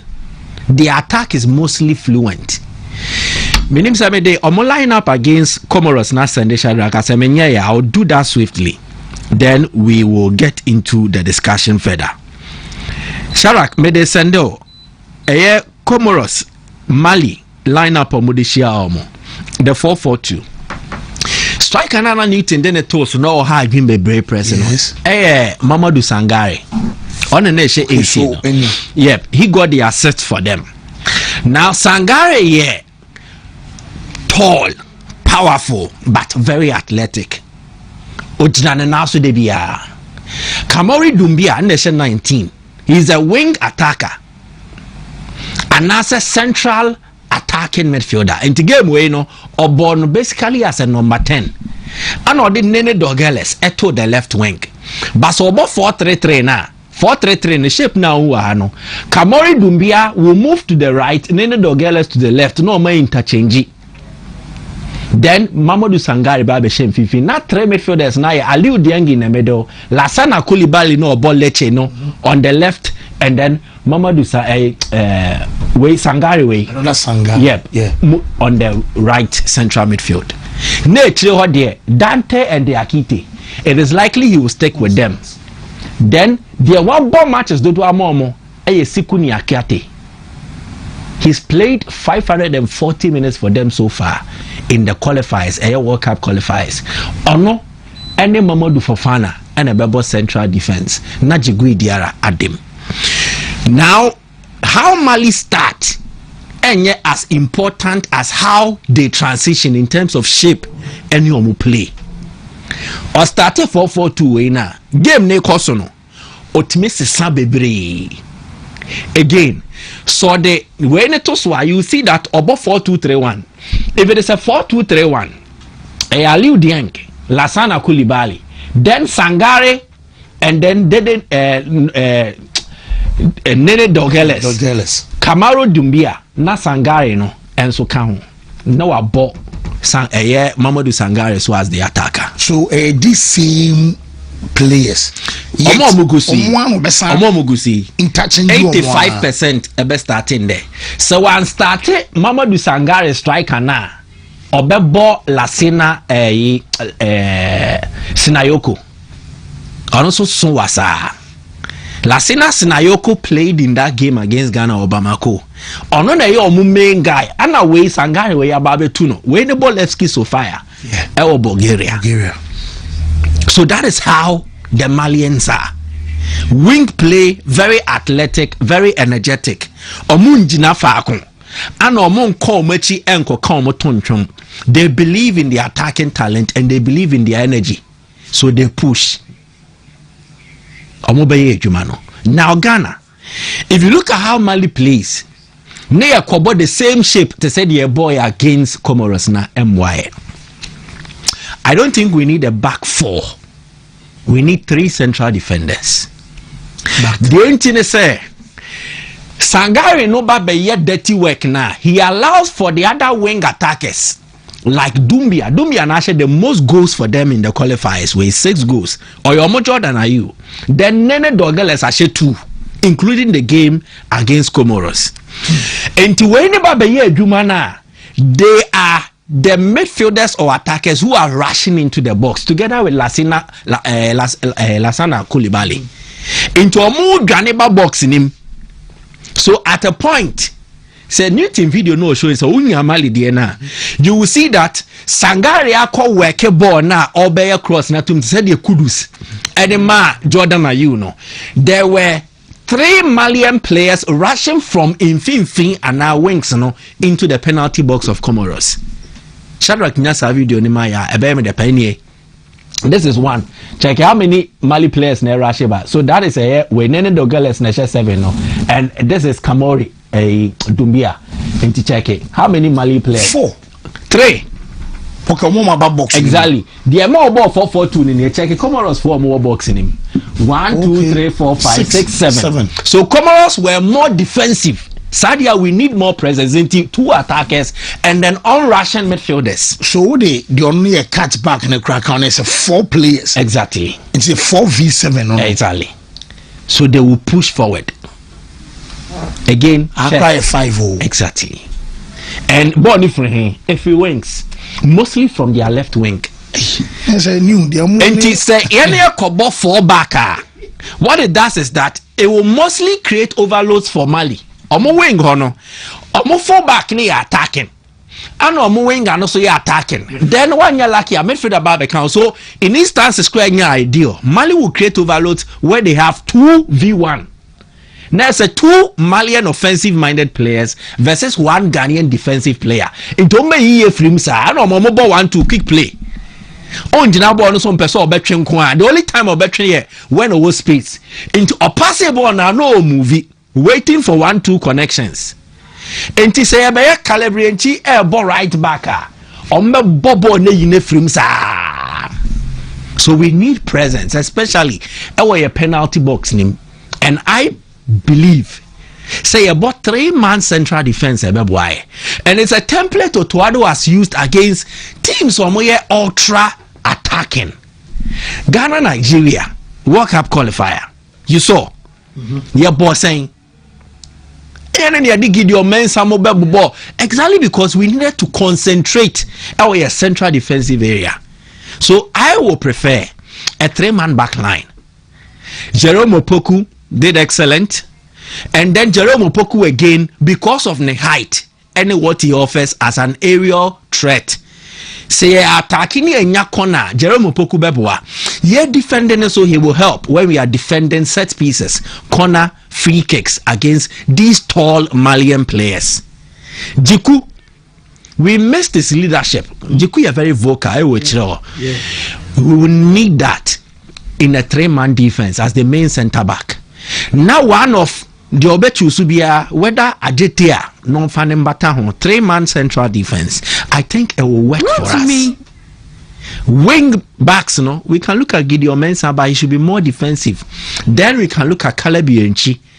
Tariq Lamptey mentioned the engineering D with your physical game. No, Africa is too physical, and game where you're very aggressive and too intense for me to say Tariq Lamptey or Mobe Bulino. In Finfino, I would prefer Sibu and the party. Not because on a party but we will need Sibu's energy and his ability to scan and disrupt. Sibu Bono on to me passing a year to say their party moyano, but our quality beer from the few games we've watched from Oviedo. Or to me was a danger be bar no abetra and now a disruptive play. We need that disruptive force. Away in fin. Or yeah, you man sana it allows for party to also do his job. Sibu bet me about 90 minutes now. I think he's energetic enough. But games like this are very tactical. Air course on our coach to me here in Sisakakra. So we will still need Salis, but he needs to give us energy. We will still need Salis, but he needs to give us energy. In the midfield, may mount 2 pairs. Either Salis and Partey starting or Sibu and Partey starting. The constant being Thomas Partey. Line up probably then I may be no. Until wing back right here Irenchi, left Gideon Mensah. Defense no, it will be Jiku and I'm a best main central defender Jerome Opoku Atua, Ajeta Atua. In Finfino, I will either go for one of Salis or Sibu partnering Thomas Partey. Goalkeeper there, I doubt if there will be a change. So Benjamin Asare Ebidim. In attack, this is where it gets interesting. Yeah. Iñaki, Semenyo, one has to drop to the bench. Kudus would have to occupy a role on the right. Semenyo on the left. Jordan central, but a very mobile attacking unit. The only one Obekakakra Semenyo on the left, because Gideon will have to be ultra defensive. Your wing backs no the Obekwe nimbe braino ebeye Irenchi. The Obeka ebeye Gideon. Then say Irenchi kwa Kudus will add to Infinfinho, so that at the goal Irenchi will be the supplier. Kudus Jordan will be there to connect and provide. This is my probable lineup. 3-4-3 formation. Ghana against Mali. Do we stand a chance? Definitely yes. Definitely yes, we stand a chance. But the reality is, one, maturity. We need to play a very matured game. We cannot match Mali boot for boot in terms of aggression. We cannot match them boot for boot intensity. And what we need to do is we need to be matured. Control does not mean dominance in terms of possession. Control say game no se mu be share near body gidigidia ye ne best try. See you best slow it down so near body brewa ye ne best try. Mali struggle when you play such a game, a very calm, cool game. So we slow things down now tempo. Dictative pace no more. We will control the game, matured game, controlling game, and then again the work rate. They without the ball, fancy. Go on the bit me with the ball. But what we do without the ball, especially the press, will be very important a game of this nature. I just wish the Black Stars were, but it will not be easy. Okay, well, Mike, me that say, Yemre and 7 o'clock and our Black Stars at our Crown Sports Stadium playing host to Mali 2026 World Cup qualifier game. Yabeba so easy. Naboko die. Already have done boss. They are fine. They are also fine. I'm Adam Kakra any day. The radius, Bojuma. We know the Mamma Bay. Yapon this year. What can't I mean? Maybe some of it on a power. Most see what you didn't see a pon, so a big man, and you had not say, Pon already. Okay, cheer for now, for say a pon. Kabu.